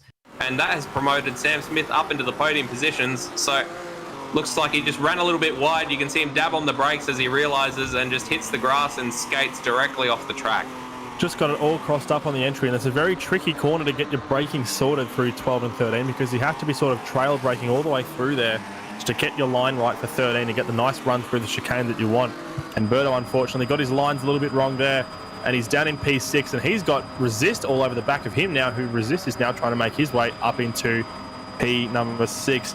There will be points scored for all finishers in the race because we are scoring all the way down to 15th. Given that we have 12 cars in the field, that would mean that everyone down to 10th who has finished the race and hasn't DNF'd. Tyrrell has indeed DNF'd as well, so we do only have 10 runners as it stands at the moment.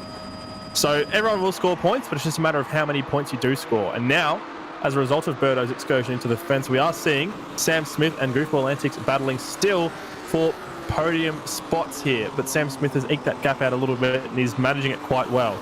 So he's just ahead of Goofball Antics, and you can see the varied lines they're taking there. Goofball Antics taking it nice and tidy on those apexes, but Sam Smith trying to carry as much momentum through as he possibly can. And as I was saying earlier, they're both very evenly matched on pace.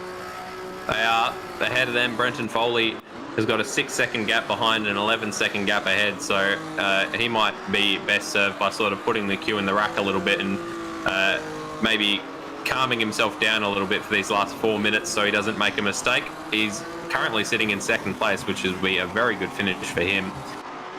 We've got Birdo back in sixth, who's managed to, or fifth, sorry, he's managed to make that position back on Roadhog, but it looks like an absolute train there between Birdo, Roadhog, and Resist, albeit a train with only one engine and 2 carriages, but still they exist.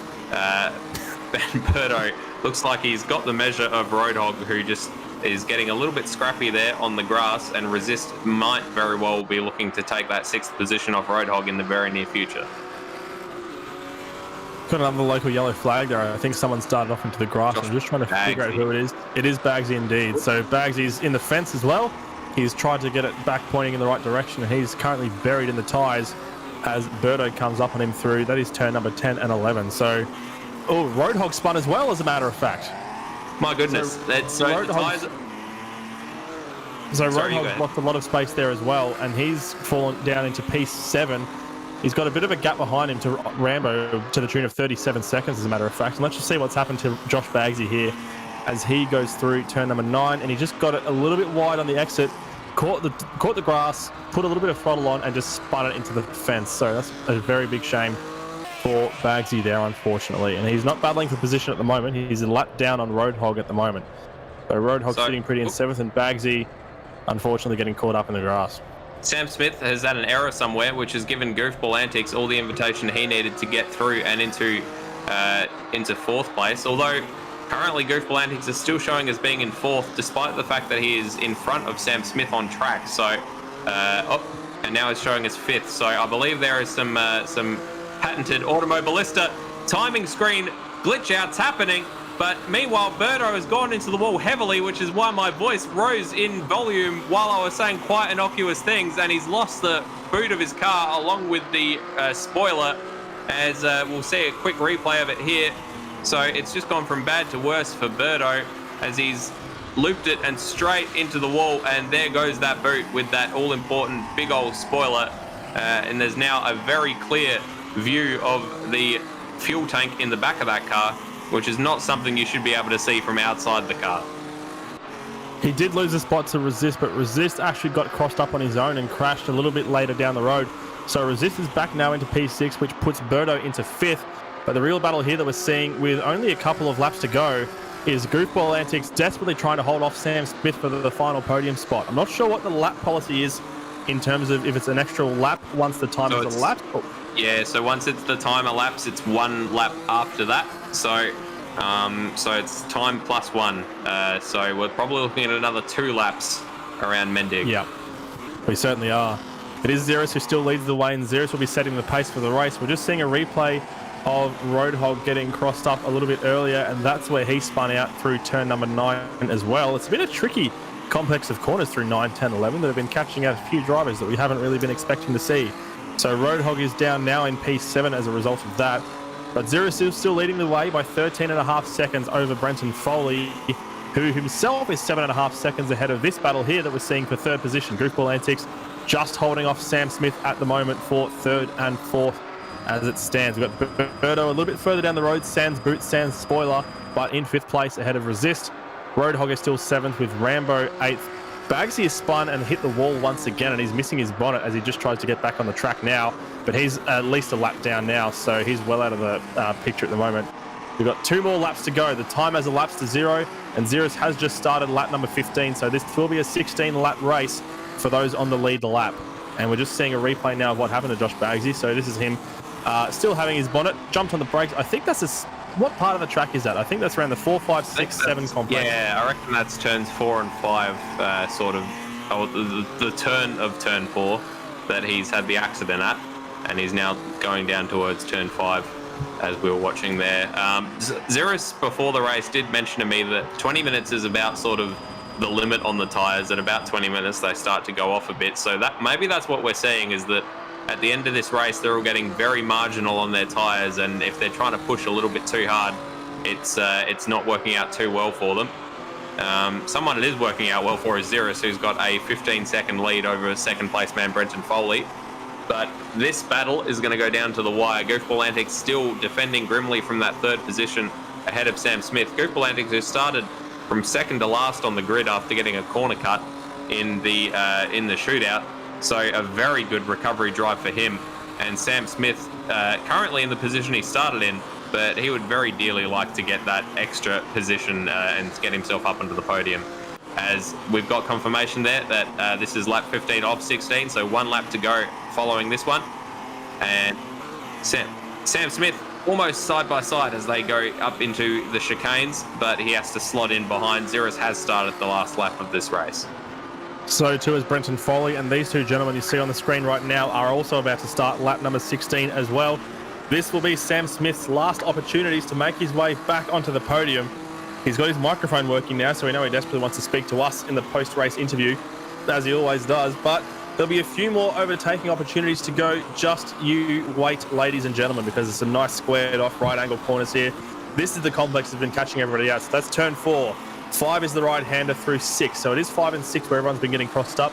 Then jump on the brakes again for this hairpin at turn 7. Sam Smith, little bit of a bumper nudge on the back bumper of Goofball Antics there. A little bit of chin music from the gravedigger, if you will. Hard on the throttle down into the turn 8 kick as they run onto the brakes. Jump on through turn 9. Got to make this as wide as you possibly can because you've got that massive runway tarmac to make use of on the run in there. The 10-11 chicane as well. Pretty hard to get some passing done, but you can get some good momentum through there. But Ziras is going to be the one to win this race. He will cross the line. A huge gap behind him to Brenton Foley, and Ziras celebrates his victory here in race 1 of round 1 of Apex Rear Win Season 10. Very well done to Ziras. Second place man is going to be Brenton Foley, who took until the very end of the last season to get some decent results, and he's starting off this season as he would like to be going on with a podium finish. And Goofball Antics in the end does come home in third place. Sam Smith just not quite able to recover that position. Goofball Antics up 8 positions from where he started. And Sam Smith in 4th. So Birdo's going to come home in 5th. Look at the battle for 6th at the moment. It's side by side between Resist and Goofball Antics. Sorry to cut across you there. They were very briefly side by side as they went through turns number 12 and 13. They're getting pretty close once again. You can't be that close through the chicane, guys. You can't make it through. Roadhog tucks behind, and Resist will take home P6. A great recovery from where he started down in 10th, with Roadhog losing a couple of spots down in 7th, Madbird. Yeah, Rambo looks like he's going to come home in 8th place. He is a lap down, so he has already come home in 8th place. And then Baggsy and Zarlingear will round out the 10, with Tyrrell and Netherelmian the 2 that have DNF'd from the first race. So that was race 1 of round 1 of season 10. Matty, how the hell did you find our first action in these Opalas? That was a fantastic way to start the season, wasn't it?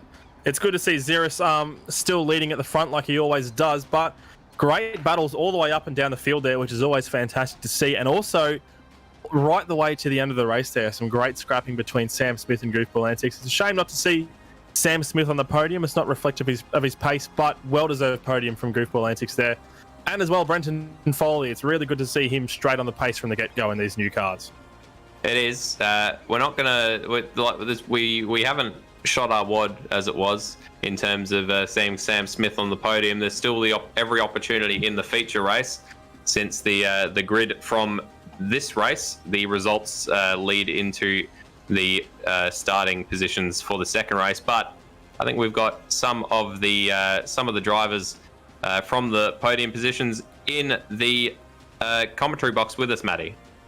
We certainly do. We'll start with our third place getter, Goofball Antics. Congratulations, mate. That's probably not where you were expecting to find yourself when you started from 11th, was it, mate? To be honest, I was going to be disappointed if I didn't get a podium. So I was sort of hoping against hope to be up here, yeah. Well, it was a fantastic effort. How did you feel, though, when you started the race and you saw that a bloke who didn't even try to qualify was starting the race ahead of you? Oh, I was pissed off, mate. Pissed off. What kind of rubbish is that? Nah, I knew I was going to get past him, so it's just a matter of time. Well, I think it seemed to be just a matter of just keeping out of trouble.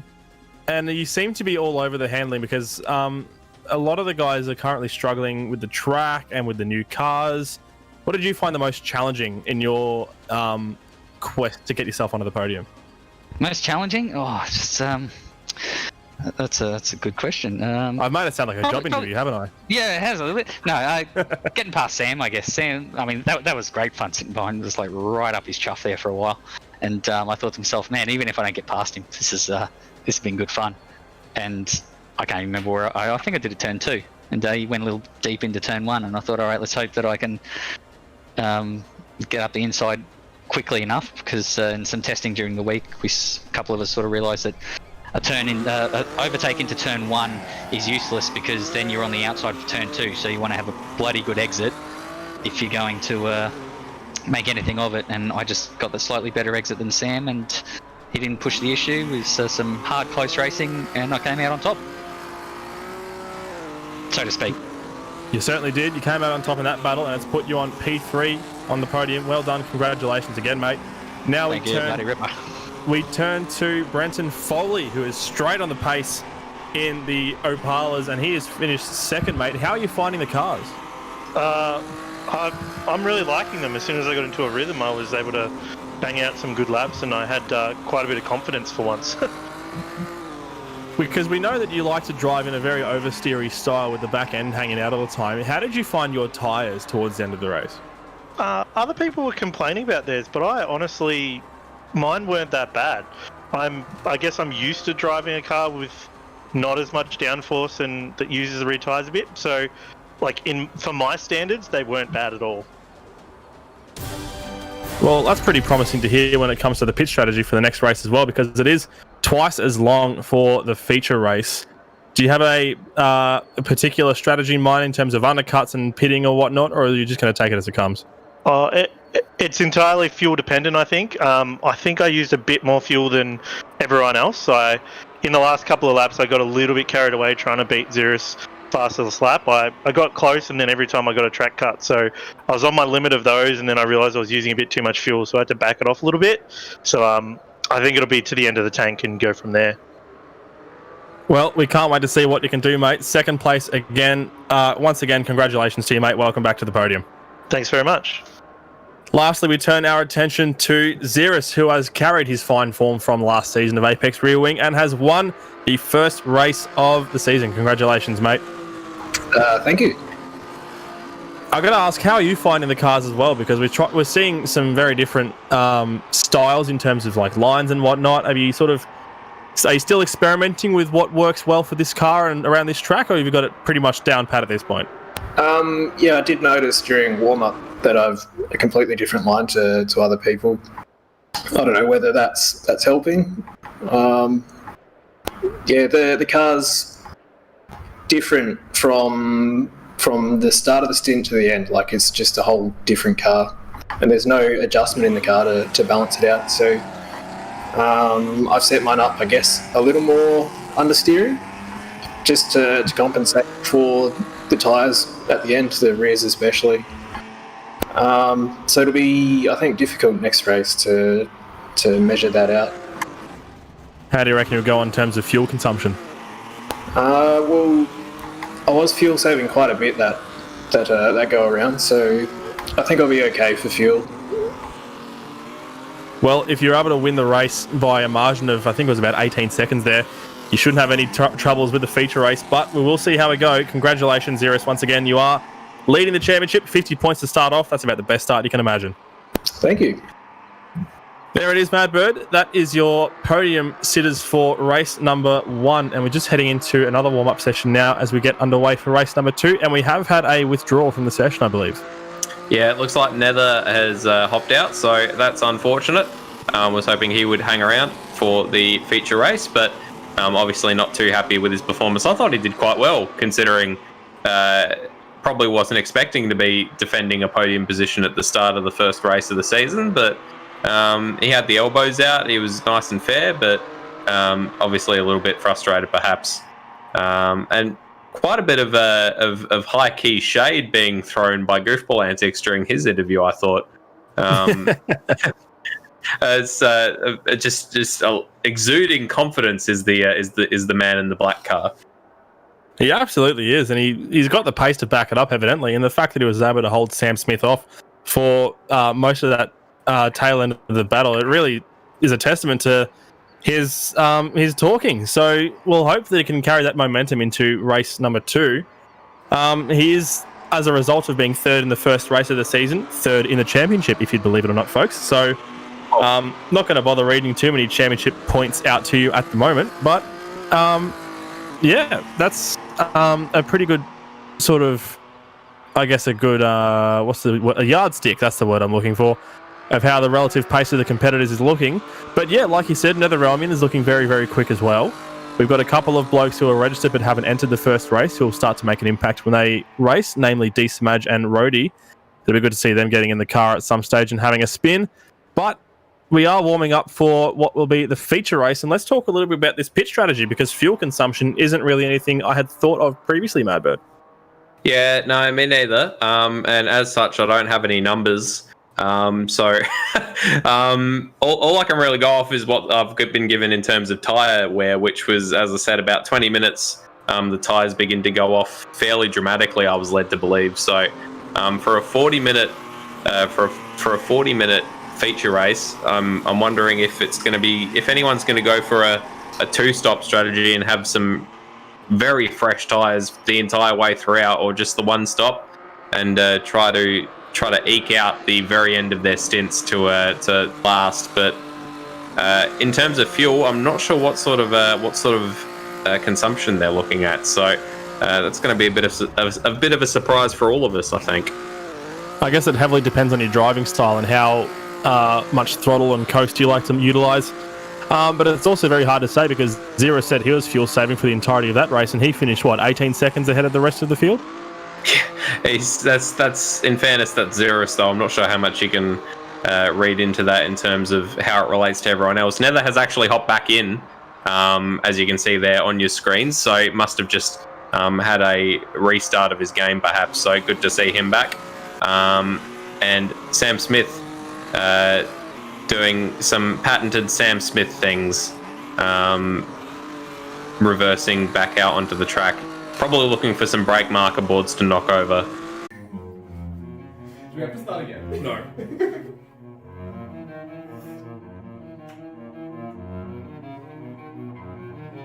going to try this with one more to contend.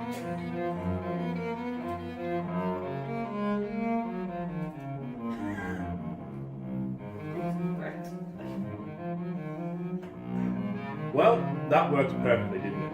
And now I can successfully check the Tim Tam Slam off my to-do list. Next time you see me, I'll be putting Macca's trays under the rear wheels of my car and doing skids in the car park. Until then, we've got a race to commentate, so let's head back up to the commentary box, shall we?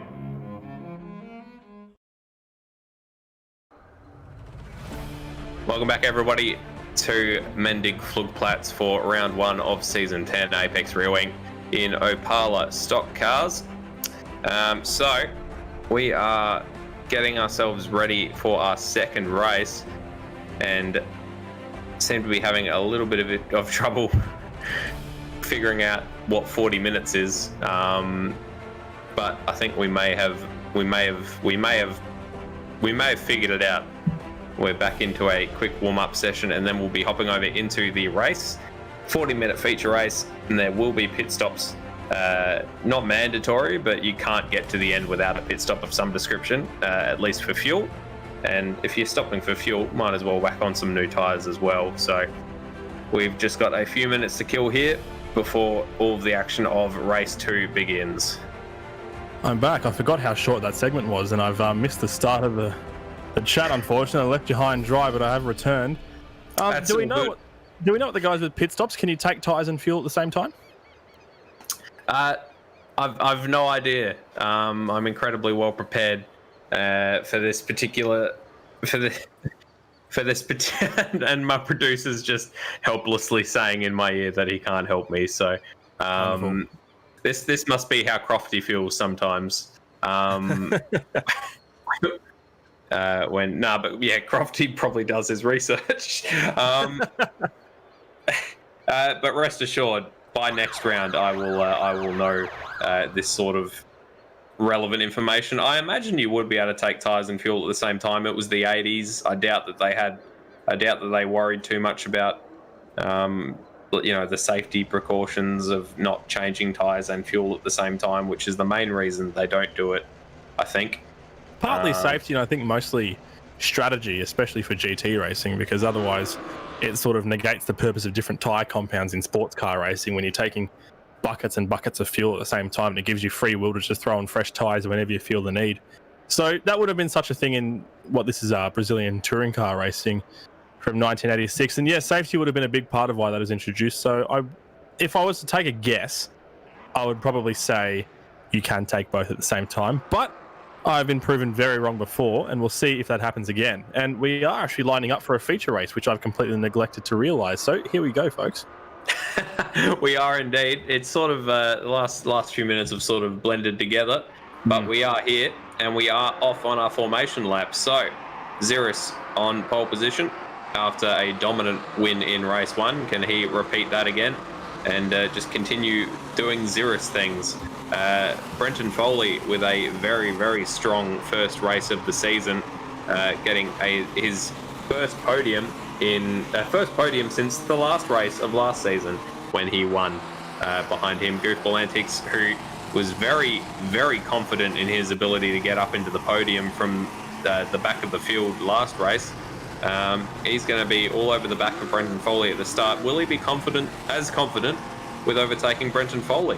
Remains to be seen. Sam Smith, who was very much on pace with Goofball Antics and was in that third place for quite a bit of the first race, is going to start right behind him, or right alongside him even. So that'll be an interesting little battle to keep an eye on. Birdo flashing his lights.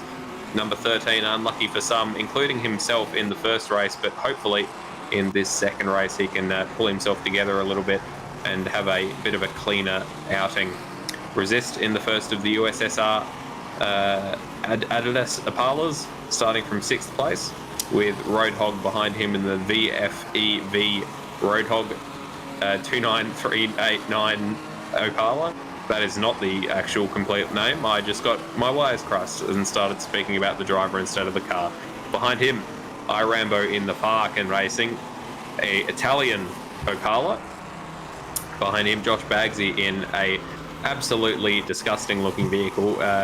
Starlingear in 10th place in the other USSR car. Had to take a pit stop in the first race, so he's actually got a little bit of experience with navigating the pit lane, which very much might very well become the difference in the end, because he knows where to stop, and there is no speed limiter in these cars as well, so something else to keep in mind. Tyrrell in 11th after a DNF in the first race, and Netherelmian in 12th, also with a DNF in the first race. So that is our grid for the feature race here at Mendig Flugplatz. Just before we get underway, I wanted to have a quick dig through the files to see if we had a sort of a spreadsheet or some sort of fact file on all the drivers and what sort of statistics they have. I found a file that was titled A Handy Guide, and I thought this might be it. No, this is in fact an Excel spreadsheet which tells you if you're a certain age, how minimum age your girlfriend must be. We've got lights on now. We're getting ready for a race start. Look at the angles here. A little bit of a jump there from Goofball Antics. He's just rolled a little bit in his grid spot, but there's no penalty. We're underway here at Mendig Flugplatz, and great start there from Brenton Foley. He's pulling up right alongside Ziras. He's got the jump on him through the whole shot first corner, and they're still side by side as they go towards turn number 2. I saw a little bit of action at the back there. Have we had an incident at the back? I'm not even sure. I'm looking at these guys at the front. We've got a rotation. That's iRambo, who's rotated at the back there. But it looks like Brenton Foley is leading the way in turn 1. Here's a replay of what happened at the start. Yeah, so it looks like Rambo just got it all crossed up at the first corner. Copped a little bit of side action from Birdo. That was a bit of a dive from Rambo, so not sure what he was 100% expecting. Brenton Foley, though, with the whole shot, as you said, at the first corner, got the job done over Ziras and is straight into the lead, so he'll be very happy with that. Immediately going on the defensive and trying to cover off that racing line from Ziras. So it's going to be a long drive with some very wide elbows, I think, for Brenton Foley to bring this one home. Behind him, looks like Sam Smith has lost out to Birdo, who's climbed up into 4th place already. And Ziras going down the outside of Brenton Foley at the last corner. So they're side by side coming through turns 12 and 13. So Brenton Foley's going to have the inside line, and he does cover off Ziras as they enter the chicane. So very well defended there by Brenton Foley. Just marginally, and Goofball Antics is going to love the look of this. This is a replay from his start. He got a pretty good jump there, and Ziras got quite a bit of wheel speed, as a matter of fact, bogged it down, and that is what gave Brenton Foley the initial jump into turn 1. So great start. Goofball Antics was actually the fastest car on track for the first lap around, so it was a fantastic start for him. And Brenton Foley's had a big slide. He's just caught it, and he hasn't lost a spot to Ziras, so he'll be kicking himself after that one, but he's very lucky to stay in first position for the time being, and he holds through turn number 5 and 6 as well.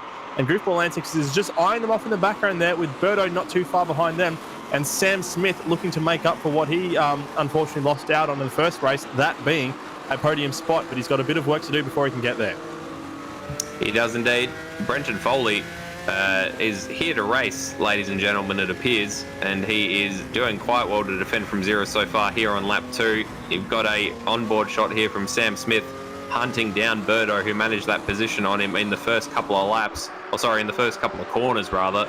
But Ziras has got the slipstream right behind Brenton Foley. Brenton Foley starts to push him towards the outside of the track, and Ziras commits to that outside line once again. So this is a replay of what happened on the previous lap, not a literal replay, but it's just the exact same thing happening again, although Ziras was not able to go around the outside at those last corners, and he had to slot in behind him as they go through the chicanes. That might have been a bit of a cut, and over 40 minutes, the track cuts may well become a factor. They certainly may indeed. We haven't seen any drive-through penalties in the first race for track cuts, but keep your eyes peeled. We've got a longer race here on our hands, 40 minutes, so we'll be seeing around about 32, 33 laps perhaps in this race. And we do get a track cut. I think you get 3 warnings, and then any track cuts after that will net you drive-through penalties. So we may see those wear on in this longer race. For the time being, Brenton Foley is still holding strong in first position at the moment, with Ziras right behind him. Let's take a quick stock take of the field. We're just seeing a nice little battle here for 7th position between Zarlingear, Never, who's back in the server, Roadhog, and also Resist behind them down in 10th. So ahead of them, we've got Brenton Foley still leading the race, Ziras second right behind him. Goofball Antics a little bit further back, with Birdo and Sam Smith having a slight bit of a scrap to see if they can make their way up.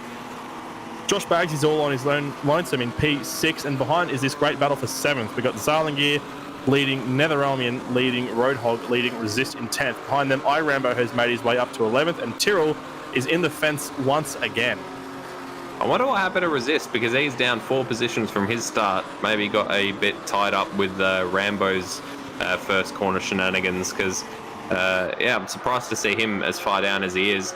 Brenton Foley actually managing to gap Ziras a little bit, and sets the fastest lap of this race by about that was about a second faster than Ziras's lap time on the previous lap. So very well done to Brenton Foley, who's managing to show that he is well and truly not going to let Ziras waltz away with every win so far this season.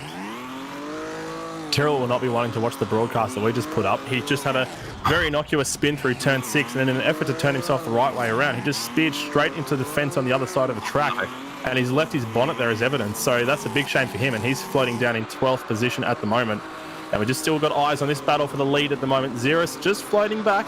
So it was a 124.7 last time around for Brenton Foley. The lap times we've been seeing for Ziras have been very high 124s in the 124.0 region, and even very slightly dipping into the 123s in practice. So we know that Ziras has a lot more pace, and Brenton Foley is just driving a very defensive race. It could very well be that Ziras is just biding his time at the moment, just waiting for the right time to strike so he doesn't play all these cards at once.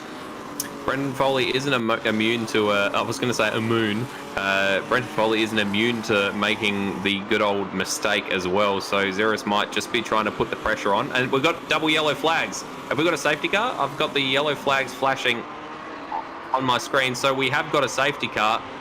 First one of this season. First one in a couple of seasons, in fact, for Apex Rear Wing. So I'm not sure what it is that's caused that, but potentially it was Tyrrell with his spins into the wall, I would hazard a guess. I'm just trying to see who else has fallen back, and Zarlingi is down to 11th. So he was up in 7th position, and he may have had a mistake as well that dropped him right down. So maybe have a look at the replays of Zarlingi. I might do the same thing to see if I can crawl through and find out what happened there. And he did indeed. Oh, there was a bit of a collision, as a matter of fact, between Zarlingi and Roadhog, and Netherrealmian very almost got caught up as well. But it was indeed, he got shoved off the track, so all 4 of them, in fact. So we'll have to go back to the replay here, and we've just found it. So this is Zarlingi up in, this would have been 9th position, and it's just a little bit all over the place. There, he taps Roadhog, and he gets rear-ended by Resist, so that has called out the safety car. And we have a drive-through penalty as well for Tyrrell, which I imagine is for speeding in the pit lane. But here is that from a different angle. Yeah, that is, it looks like it...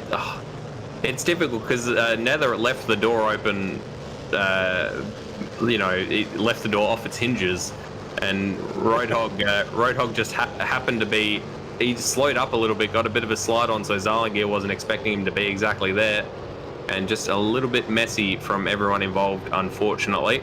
And it's come out worst for Zarlingi and Roadhog, who are down to 9th and 10th respectively.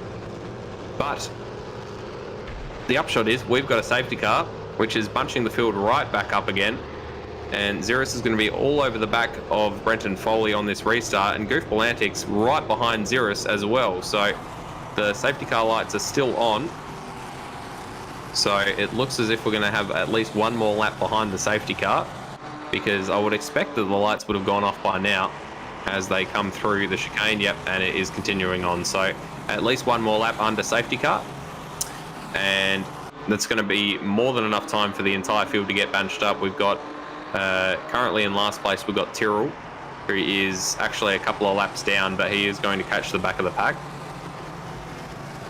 And he's trying to serve his drive-through penalty while they're under yellow flag conditions, which is not something you can do. He thought he was slick. Running. Yeah, it's a good thought, but unfortunately they've thought of that. Because that would obviously negate it being a penalty if you can do it while everyone's trundling around it at a very slow pace. And let's just hope he doesn't get another speeding fine. No, he doesn't. So he managed to keep it. He was saying in the practice session, everyone was asking, oh, what's the pit lane speed limit? What's the pit lane speed limit? And he said, oh, it's 60 in practice and 80 in the race. So he knew. So he has no excuse for speeding. So hopefully he can remember that in the future. But we've got everybody warming their tyres behind the safety car, especially Brendan Foley getting very, very aggressive with his weaving. Bit too early in the race to see anyone deviating from their pit strategy in terms of safety cars. I would have thought maybe there could have been a potential fuel drop for people trying to get that extra petrol in the tank to give themselves a little bit of a boost in terms of longevity after the restart, but I think the penalty for pitting is going to be far too great, far too much outweighing of what that extra fuel in the tank will give you. So everyone's still rank and file behind the safety car at the moment, just waiting for it to make its way around the track for one last tour for this safety car period at least, before we get underway again for the start of lap number 7. And we'll be about 10 minutes into the race, so about 25% race distance so far. And it's a good place, it's a good time to take a quick stock take. So Brenton Foley leads the way, Ziras second, Goofball third, Birdo is in fourth, Sam Smith P5 with Netherrealmian in P6.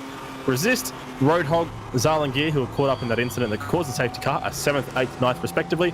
Rambo is 10th after that first lap spin, with Josh Bagsy behind him in 11th. And I think Josh Bagsy must have had a moment of his own as well, because he started a little bit further up in around 7th or 8th. And Tyrrell is in the back in 12th. The lights are out on the safety car. We're getting ready for the restart. We've got to wait for the field to be released. And we are waiting for a green flag. There it is. Brenton Foley leads them away. And he's still trying to get a little bit more into those tyres as they go down the front straight, and Brenton Foley will take them into turn 1 for the second time here at the restart. So Birdo down the inside of Goofball Antics at turn 1 is into that third position. Goofball Antics going to force the issue into turn 2. No, he thinks better of it. That battle as it stands, and it is still Brenton Foley leading Ziras marginally, but Ziras has a lot of pace. He's trying to have a look around the outside into turn number 11, and this is where we're going to start seeing some sparks fly potentially between these two. Brenton Foley is taking it nice and easy, just keeping it nice and tight on the inside there, not giving Ziras a bar of it, not giving him any space to get around him there, and he'll make him work hard. So I can see that Brendan Foley was on the brakes a lot less through that turn 12 and 13 long right-handers in comparison to Ziras, who had to be on the anchors a bit more. So I think Brendan Foley just able to sort of back the car around the corner with his drifting experience a little bit better than Ziras perhaps, which is serving him well in trying to defend this position. And it's going to be a long 27 minutes if it stays like this, because Ziras is all over the back of him, and that's a scary prospect. Ziras goes down the inside, tries to cut up at the hairpin at turn 7, and he managed to do it. But I think Brenton Foley is going to get it back coming through turn 8, and he does indeed. Although Ziras is going to try to cut up around the outside as they come down towards the right-hander of turn 9. He is alongside, but has to slot in behind. So Brenton Foley defending for Grimfly. Goofball Antics is around in the background, so he is all the way down to 8th position. Might even be more positions by the time he gets moving again, but that has dropped him well out of contention, and now Netherromian back up into 4th place. What a shame for Goofball Antics, but we have seen him muscle through the field once before. If there's another safety car, you can pencil him in for a good shot at the podium once again for this race, but he is down in 10th position for the time being, so what a shame for him. We're just going back now to see the battle for Brenton Foley and Ziras for the lead at the moment. There's another great battle behind them for 4th as well between Nether, Sam Smith and Resist, but we'll just have a look at this leading battle for the time being, because it is really close between these two, and we're just seeing there's something else that's happened.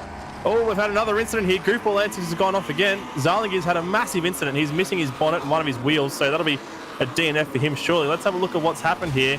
So Zarlingir's just smacked the fence all on his own.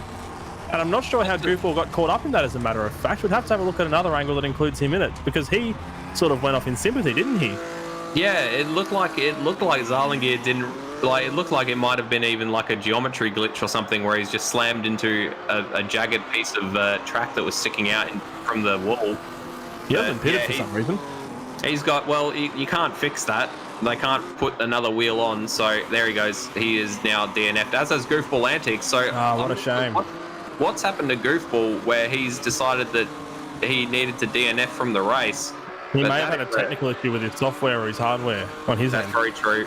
Yeah, because it was a little bit unlike him, those two accidents that he had. As Ziras is going down the inside at turn 12, Brenton Foley's going to try to muscle him out, coming around the outside, and it looks like Ziras has got the job done. He's down the inside. Brenton Foley's still up alongside as they come down towards the chicanes. He's going to have to give that up surely. And they almost touch as they go through, but Brenton Foley now with a run down the inside of Ziras as they come down towards turn 1. Can he break this that little bit later? It looks like he can. He's up alongside. Ziras swoops around the outside, maintains that first position, and Brenton Foley looks like he's going to have to settle for second for the time being.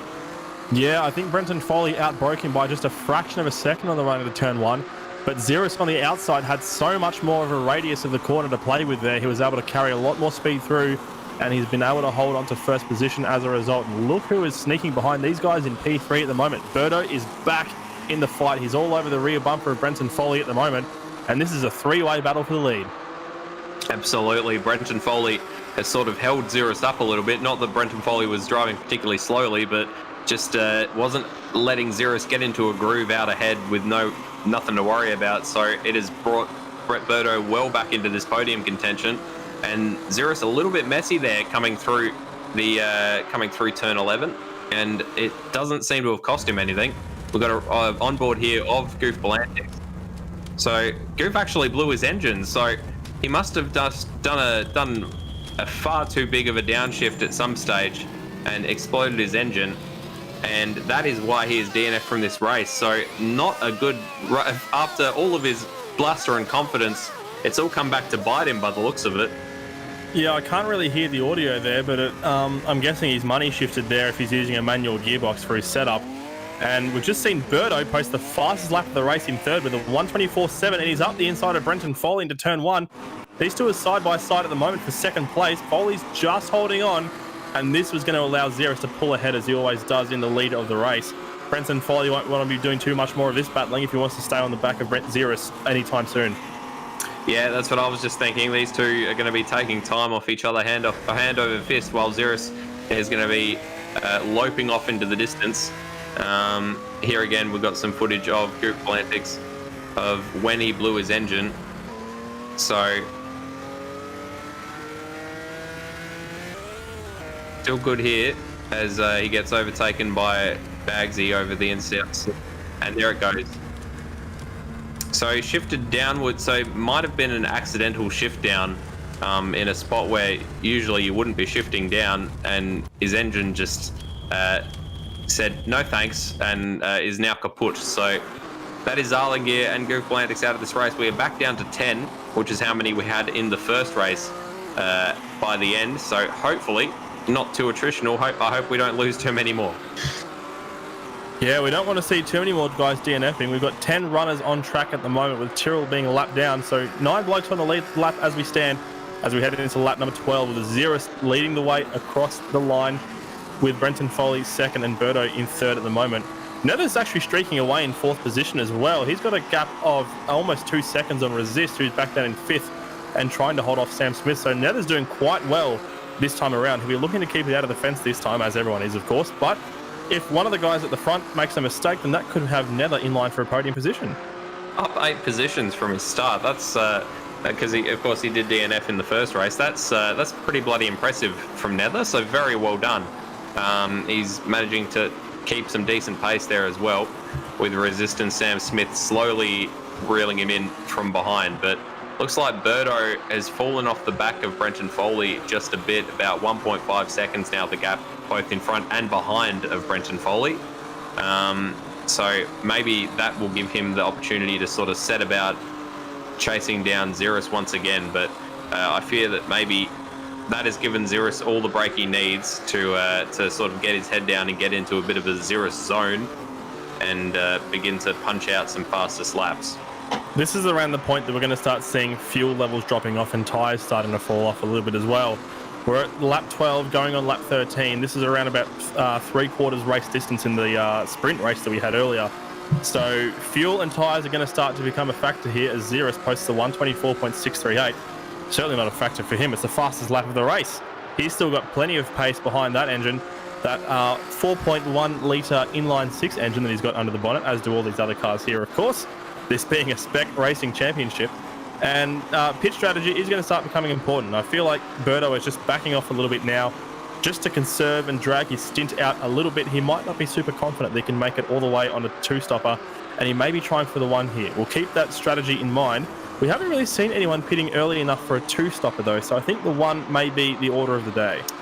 Yeah, I thought we might have seen someone having a cheeky go underneath safety car, coming in and getting some new tyres so that they could go for a 2-stopper, sort of split the race into thirds instead of halves, but no one opted for that. So, and no one's opted yet to split the race directly in half, because we've just clicked over to 20 minutes run with 20 minutes yet to go, as Tyrrell has just DNF'd from my screen. So I'm not sure if he had another accident or something, but he is regardless out of the race, as Nether Elmian is coming under pressure from Resist for that 4th position. Goes uber defensive coming into turns 12 and 13. Resist trying to drive around the outside, but doesn't look like he's got the pace to do so. And Sam Smith is chomping at the bit to get some Slav rear in his grave digging mouth. He is licking his lips indeed to get a good spot. And this is Tyrrell spinning out as he do in one of the corners there, and he's trying to spin it around. Is he going to clap? Oh, he's clipped the fence trying to rotate the car, and that's just taken his engine out, I believe, and that has knocked him out of the race. So what a shame for Tyrrell. That brings us down to 9 runners who are all on the lead lap at the moment. Bagsy bringing up the rear as he now crosses the line to start his 14th lap of the race. So Birdo's just lifted the pressure on Brenton Foley a little bit. He's pulled the gap down to a second. Oh, big moment here. That was Netherami being punted off into the fence. Yeah, was that contact or was that self-imposed? I'm not really sure. I wasn't really paying attention, but it's marginal. We'll have to have a look at the replay there, of course. He's missing his bonnet. He's got a little bit of damage at least. Let's see what happened here. So he's on the brakes into turn number 6. And he's done it all on his own. What a shame. That's a damn shame. Yeah, that's he was doing very well there, up in 4th place to be defending that position. He's still dropped down to 7th, so still up 5 positions from where he started. So still nothing to sneeze at, and definitely don't ride him out. There's still half this race to go, obviously. But Resist will be very happy to be promoted up into that 4th place, with Sam Smith right behind him, very keen to take that 4th place back, because that is, of course, where he started this race. And still nobody pitting as of yet. Never mind that. Sam Smith's just ducked into the pit lane. He's our first caller of the day through the lane, and he's followed by Roadhog. They did have a few laps under safety car, which would have helped with their fuel consumption. So Nether also coming into the pits. So it looks like you saying we've still had no one in the pits has triggered everyone to come into the pits. Well, geez, they proved me wrong, didn't they? Oh, Birdo around. Birdo is around at turn, I think that is turn 4 or 6. So that has given Brenton Foley one hell of a let off, because he was starting to close in on him, and Roadhog has got a drive-through penalty, presumably for speeding. So what was this? So Birdo just closing up on Brenton Foley, and looks like he got a little bit too leery, and then locked up the tyres. So he's dropped well back, almost into the clutches of Resist, who's only a few seconds behind him now, down in 4th place. So that's probably 2 seconds now, the gap between 3rd place and 4th place. As meanwhile, we've got a ding-dong battle for 5th place between Rambo and Josh Bagsy. Rambo has a huge slide there. We're just seeing Brenton Foley coming to the pits now, so the leaders are starting to inflict their race strategy upon one another, and Rambo is doing a fantastic job at holding off Josh Bagsy at the moment. I'm not sure if these blokes have pitted yet. I think they're still fresh out on the track. Oh, Josh Bags is pulling up alongside. He'll have the line into turn number 12 here, but Rambo will have that little bit of an extra arc. Can he carry the extra momentum around the outside? No, he cannot. He'll have to tuck it back in behind Bagsy as they make their way through 13. Will either of these guys pit and make this battle relatively useless? It's hard to say. And yes, Rambo will come into the pits now. Very good. Brenton Foley's exited the pits into 3rd place. So it's now in Ziras and Birdo's court to time their pit stops.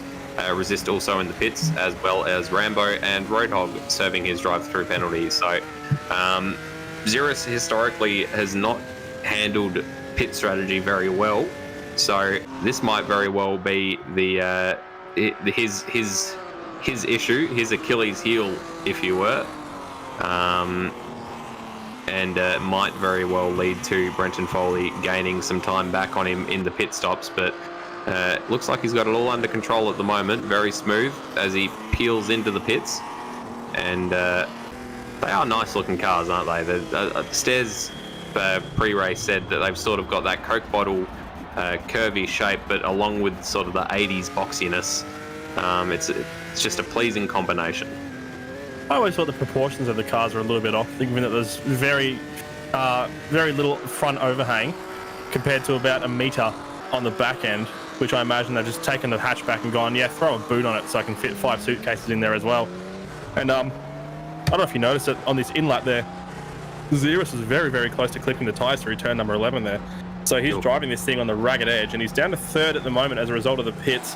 He's coming out of the lane now, and he has served his pit stop. So Ziras now has to plug away at the front and get back in front of Berto and Brenton Foley.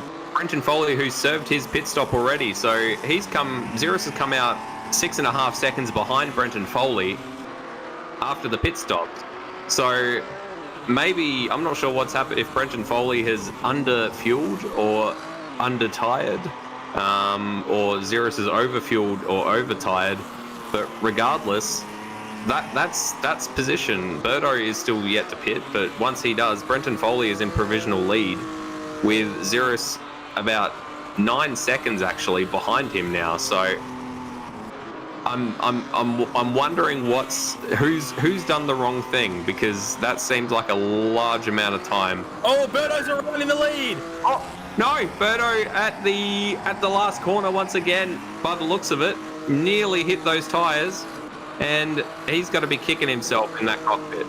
He hasn't lost any position, but he is coming into the pits right now to get off those tyres and get some more fuel in his tank. He just caught the grass on the exit there. Look at that, he just rotated it too heavy on the brakes into that turn number 13, and around she went. Brenton Foley will assume the lead of the race, and he's having served his pit stop already with a gap of 7 seconds at least, almost 10 seconds actually, over Ziras. 8.4 actually. I've just given you 3 completely different numbers there, but I can assure you the gap is around about 8.4 seconds as it stands at the moment. Brenton Foley is quite simply in the box seat. There's 13 minutes left in the race. If Ziras puts his hammer down, he can possibly catch up to the back of him, but it's looking like an almost sure thing for Brenton Foley at this point. I've just inflicted the biggest commentator's curse I think I ever have.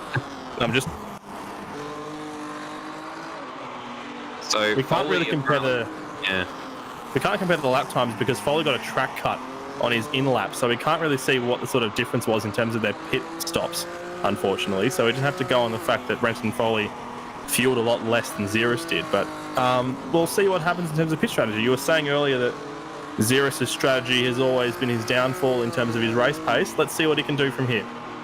Yeah, it's not always just the strategy. Sometimes he seems to have a way of when we would do Formula One seasons, when you'd need to run both option and prime tyres, he would just seem to be. He seemed to have this issue with just forgetting to do that and just picking the same tyres and having to pit yet again. So it's just something that his brain's never really seems to have clicked with.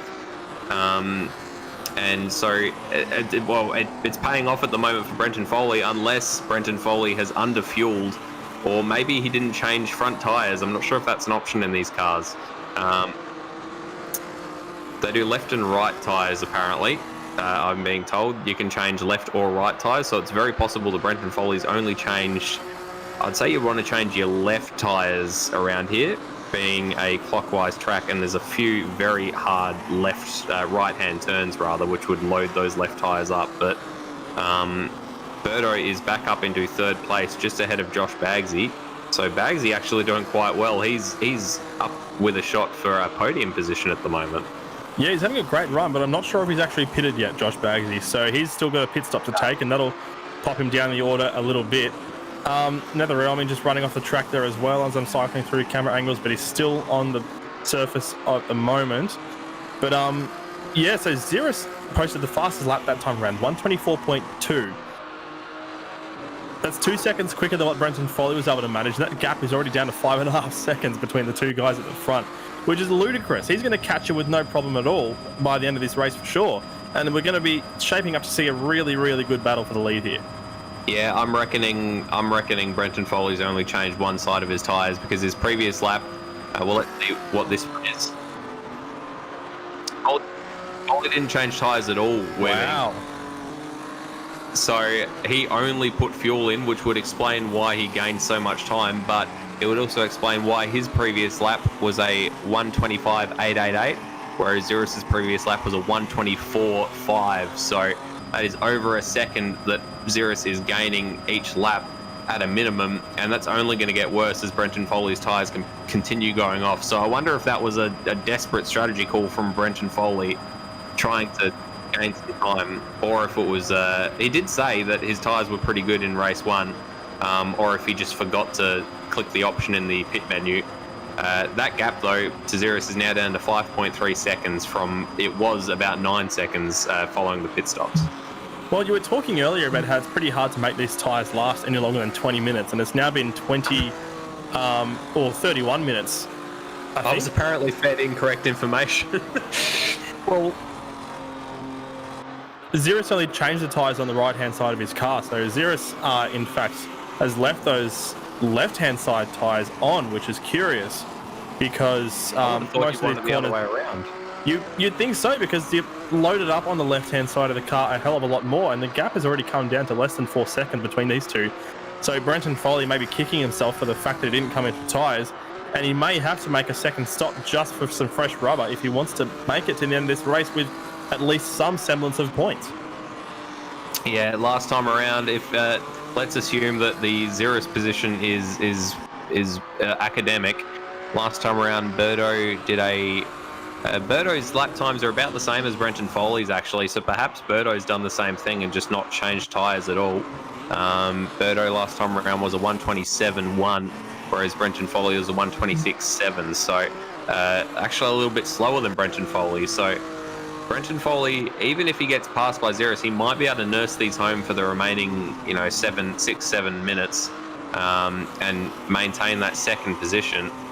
But he's gonna make it. This isn't a foregone conclusion because he's gonna have the elbows out as much as humanly possible. But I can only imagine Ziras is gonna have so much more grip on the right-hand turns the left-hand turns because of his fresh right-hand rubber. Now down to under 2 seconds, that gap.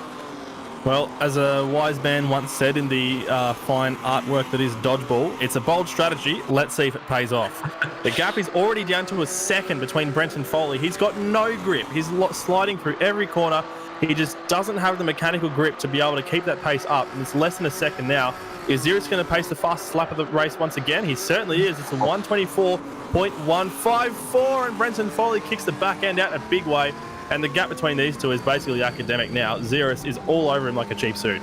2.3 seconds Ziras took out of him on that previous lap, and we won't even need to measure the distance in seconds anymore because it's now about 0.7 of a second between the two of them. Brenton Foley is trying his very best on tyres that are now 33 minutes old, 22 laps old. Trying his very best on those very worn tyres to defend that lead against Ziras, and he did manage to defend it early on this race for quite a long time, but they were both on the very same rubber at that stage, whereas now Brenton Foley, look at him, he's dragging a tyre the entire way out of turn 11, which is not going to help him with his forward momentum, although he doesn't seem to be losing too much straight line compared to Ziras. This is where it's going to make the difference, though, these long sweeping corners. Yeah, Brenton Foley almost coming to a stop in between 12 and 13 just to keep the car on the straight and narrow. Ziras is going to have a look around the outside into the chicane, but he can't really get much done there. He's going to tuck back inside. Bide your time, mate. You've got plenty of time to get past him. No need to make any rash decisions, and Ziras knows this. And he's on his way into turn 1 now. He's going to have a look up the inside, jump on the brakes, but he still gets out-braked by Brenton Foley. So this battle is still raging on a lot longer than I would have expected given the state of those tyres. He did say that his tyres did better than other drivers in the first race, but I imagine there's a limit to how much of a difference that can make. Brenton Foley 0.7 of a second slower on the previous lap, and they're so close as Ziras is just all over the back of him. This is an excellent onboard shot. See the rear right-hand tyre of Brenton Foley is just smoking up and dragging along the surface as there's just no grip. It's just searching for it all over the track as there's plenty of tarmac, but there's not much grip to be found for Brenton Foley. And the problem is, I'm guessing they're using open differentials if they're just lining up one tyre on the exit of the corner. So you're going to have massive problems with understeer, which will just be compounded by the lack of grip that you have available. So it really just impacts you in every single way when you have a lack of meat on those tyres. And Ziras is now trying to look around the outside into turn 12. He's got the line. He doesn't have the line, but he's got speed. So he's out the position. Not quite yet. He's still hanging it around the outside. Great racecraft between these two. Brenton Foley is doing a phenomenal job to hold on here. This is a fantastic battle, and we may well see an upset for the win here. We very well might. Brenton Foley's tyres have got to be starting to cry, though, because that puff of smoke they've got to be screaming at this point. Ziras coming down the inside at turn 1. It looks like he's pounced, but Brenton Foley hangs it around the outside, so he will have the inside for turn 2. Has to brake a lot earlier, though, and Ziras can drive around the outside, and that is that job done. I think we thought that was academic, but Brenton Foley sort of just tantalisingly dangled the possibility of him defending that position for the remaining 4.5 minutes of this race, but wasn't able to do so. So Ziras managed to get the job done through turns 1 and 2. Very well done. Brenton Foley just needs to bring these tyres home for the remaining 5 or so minutes. I don't know if Foley was oh, massive slide for Foley. There goes his grip. I'm not sure if Ziras was just taking it easy through turn 1, but Foley almost seemed to have a lot more pace around the outside of Ziras in that first corner. But I think that's mostly due to the fact that Ziras was just taking a nice and slow line through there, as Brenton Foley, it's as slippery as a butcher's block for him out there in second position. His main battle now is going to be holding on to make sure he doesn't make any errors to see if he can hold on to that second position. Birdo is almost 21 seconds behind him on the track, so Brenton Foley's main consideration is just going to be getting the thing home at this point. Yeah, Birdo was about a second faster on the previous lap than Brenton Foley, so at that rate, Brenton Foley will easily hang on to this second. He's got to have the nous to sort of go, all right, well, I'm not going to get that lead back from Ziras, so let's just calm ourselves down a little bit and nurse these poor tyres home, as Ziras already out to a lead of 1.8 seconds in the course of a lap. Behind them, we're just seeing Birdo, who's on track for a podium, which will be a great result for him. Given the incidents he was having in race number 1, he'll be up from 5th, which is where he finished in race 1. Behind him, we'll have Sam Smith just missing out on a podium once again, but it is a gap of 4.7 seconds this time. Not as much of a closer battle here for Sam Smith. And Resist is doing great to recover up to P5, so from where he qualified, or rather didn't qualify for race 1, he's doing quite well now and has converted that into a nice bag of points for himself. And Roadhog is not doing too bad either in P6 behind them. He's got a little bit of road ahead of him though, so he's in a very lonely P6 at the moment, followed by Nether, who had that incident early on, unfortunately. And he's had another one. He's spun again in turn 11, so that's brought out a local yellow flag. No safety car this time around. That could have made things pretty interesting in the last 2 minutes of this race. And Nether Roman, we're just having a look at a replay here, and he just got it all crossed up on his own on the exit of turn 11. Did he dip it in the grass? He sort of just copped a little bit too much curb on the inside of the corner there, got the car unsettled, and into the weeds she went. And he's gone off the track once again, as a matter of fact. He's straight into the tyres. That's huge. Jesus, that is a huge impact. So that, it doesn't look like that's brought out a safety car either. I'm biting my tongue as I say it, but I'm not seeing double waved yellows. That may well have been a rage quit from Nether.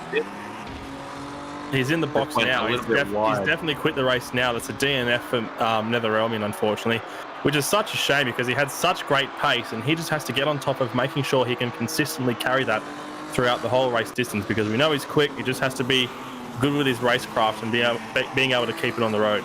So that promotes Bagsy up into 7th position as it stands, with Rambo on screen right now up in P8. There's another local yellow because I believe someone else has got off the track, but I'm not sure who it is. Is it Birdo?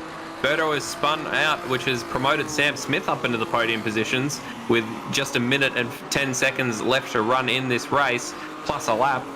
So Birdo just seems to be struggling with, I'm not sure if these cars or this track, but he's not having a particularly good night tonight. And as he got himself back up into a podium position, he looks like he's spun out coming out of turn 1.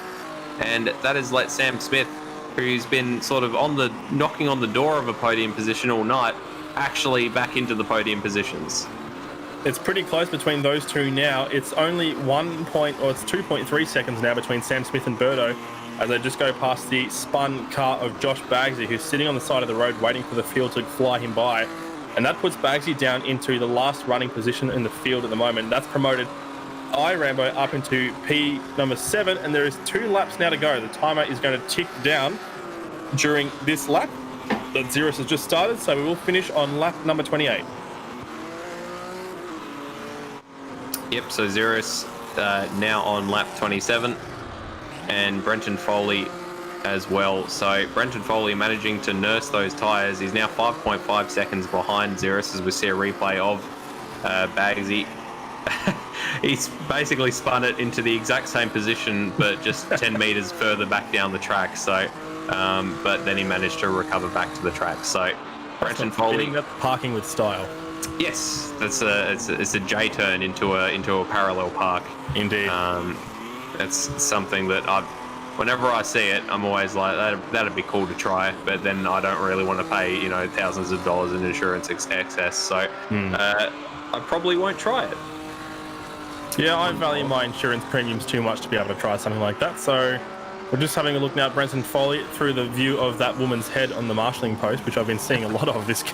There's a couple of interesting angles here. Speaking of interesting angles, that's through the dirt. That's not really what we're going too much Timer is ticked down to 0 now. This will be the end of lap 27. This will be one final lap to go for Brenton Foley to keep it on the track. He got a little bit hairy there through the exit of turn number 12, and he's only 0.7, no, not 0.7, he's 7.2 seconds back on Ziras. So he's not shedding time as much as I thought he would be, and he's actually pretty solid to where Sam Smith is at the moment. So, he's very sideways though. He's trying his best to not spin it out, but that car is just not agreeing with him at the moment. It'll be great to get his opinions on what the state of those tyres when we talk to him, hopefully in the post-race podium interview. He's got 25 seconds behind him. He could easily pull it down to about 20% throttle and still get home safe, but that doesn't seem to be the Brenton Foley way as he hangs the back out and lights it up coming through turn 7. However, the leader of the race, Ziras, is just coming through turns 10 and 11 onto the back straight of the racetrack, and it's been a pretty commanding first round for Ziras, as we would always expect from Ziras. But he did get challenged, which was very nice to see, having to overtake Brenton Foley not once but twice. So we can hope for some excellent battles with them moving forwards down this season.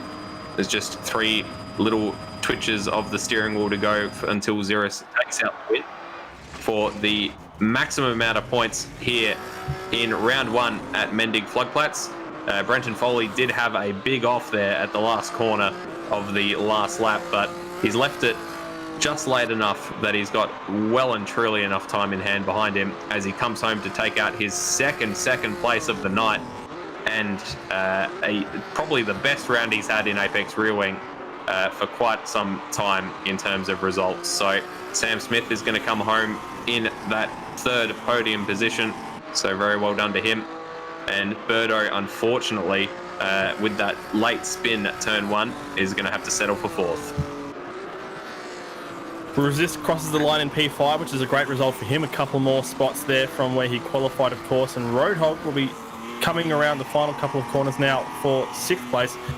It'll be interesting to know what Ziras' tyres were like there, because if he didn't change those left-hand side rubbers, he should have been struggling for grip all the way around, but he looked to be completely neat and tidy the whole way. So it'd be good to get his opinion on what actually happened there in that pit stop to see what tyres did and didn't change. Roadhog crosses the line in P6, and Rambo is still looking to, I think that's everyone done now. I think he has finished a lap down, and Bagsy is going to cross the line now, and that is just about everyone done.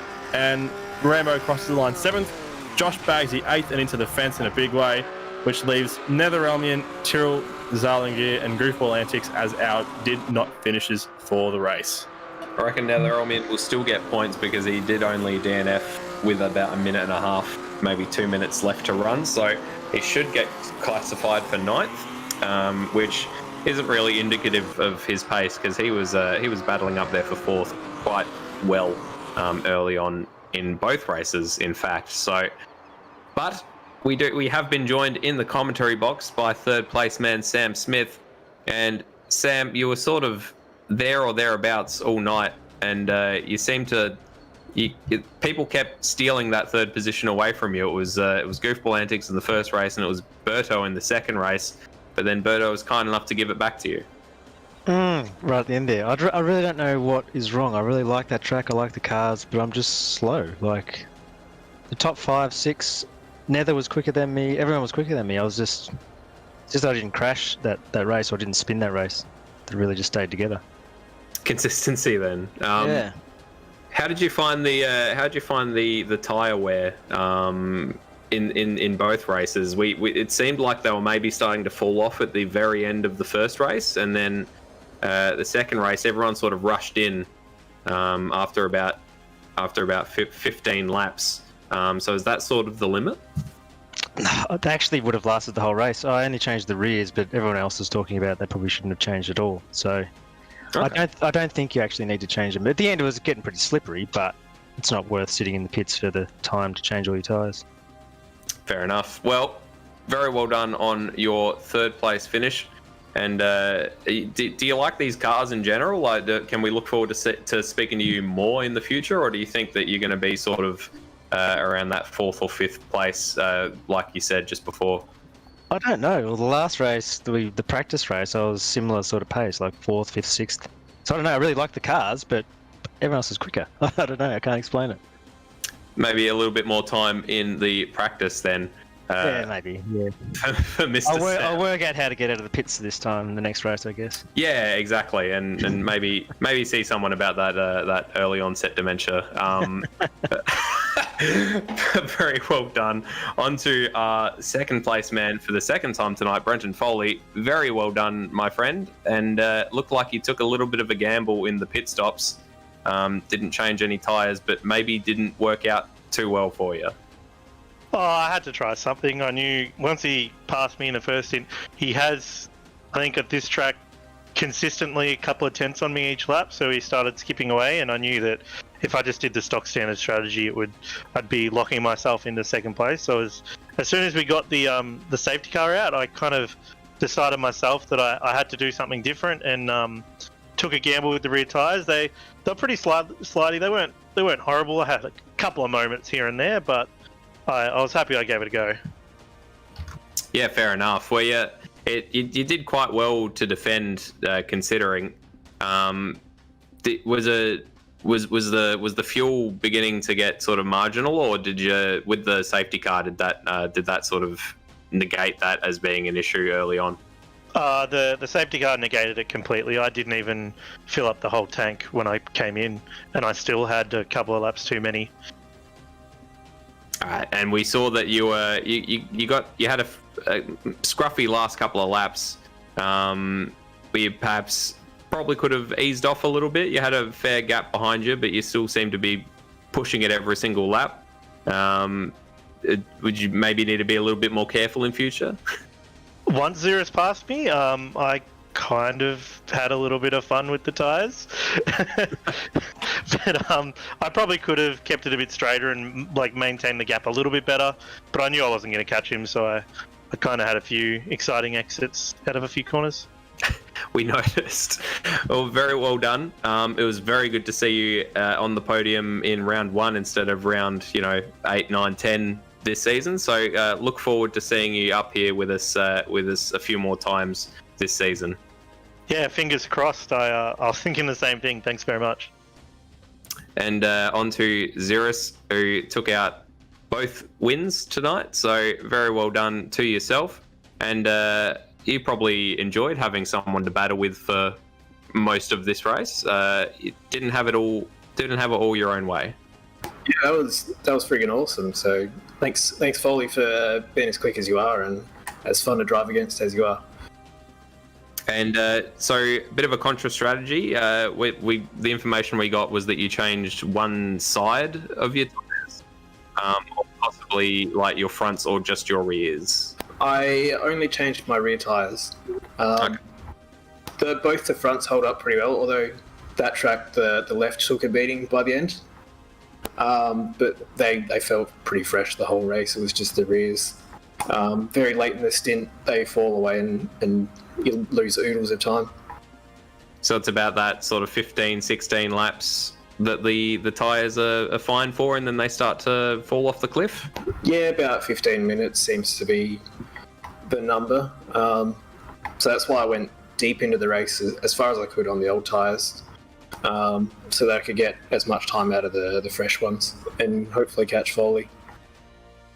It worked out very well. You were pulling 2 or 3 seconds a lap out of him, which probably shows that even if new tyres aren't necessary, they certainly seemed like a worthwhile luxury. And you managed to pull him in, but he still managed to keep you behind him for a couple of laps, even on those worn tyres. Mm-hmm. Yeah, he's good fun to race against, and I hope to do it more. Well, we certainly hope to see it more. So thank you very much, Ziras, and well done to you on both of your wins tonight. Clean sweep of the whole 150 points for the first round. And that's going to be all she wrote, Maddie. So how did you find the first round of the Opala 86 cars? I thought it was great. I didn't really know what to expect with these cars, but the racing has been fantastic. You can sort of take a lot of different styles of driving and apply them really well to these cars, and the strategy has been really varied, as we were hearing from those guys just before, about whether to pit for tyres, whether not to stay out and stay on the older tyres to make them work as long as you can. And it's great. It opens up a lot of variance in the strategy, and we're going to see that play out quite a lot throughout the season, and I can't wait. Now, I just want to quickly touch on the championship. So after that clean sweep of first, it was Ziras who leads with 150 points. Brenton Foley with 2 seconds is 30 points behind on 120. And Sam Smith with a 4th in the sprint race and a 3rd in the feature race is another 30 points behind with 90 points. Now, next week we'll be racing at Gold Coast with 2 30-minute super sprint races, and that is going to be fantastic. That's certainly one word for it. It's not a track I'm particularly enamored with, but I imagine that the close walls will definitely make it at least interesting. So I am very keen to see all the probably drama, and I imagine there's going to be more than a few safety cars at Surfers. So I hope to see you here next week for that one. Same day, same place, Wednesday night. And make sure, again, like us on Facebook, give the video a like, subscribe, and hop on over to Patreon if you like what we do and want to give us a couple of dollars a month. It would be very much appreciated. But until then, I've been Madbird. I've been Matty, and it's been great to have your company.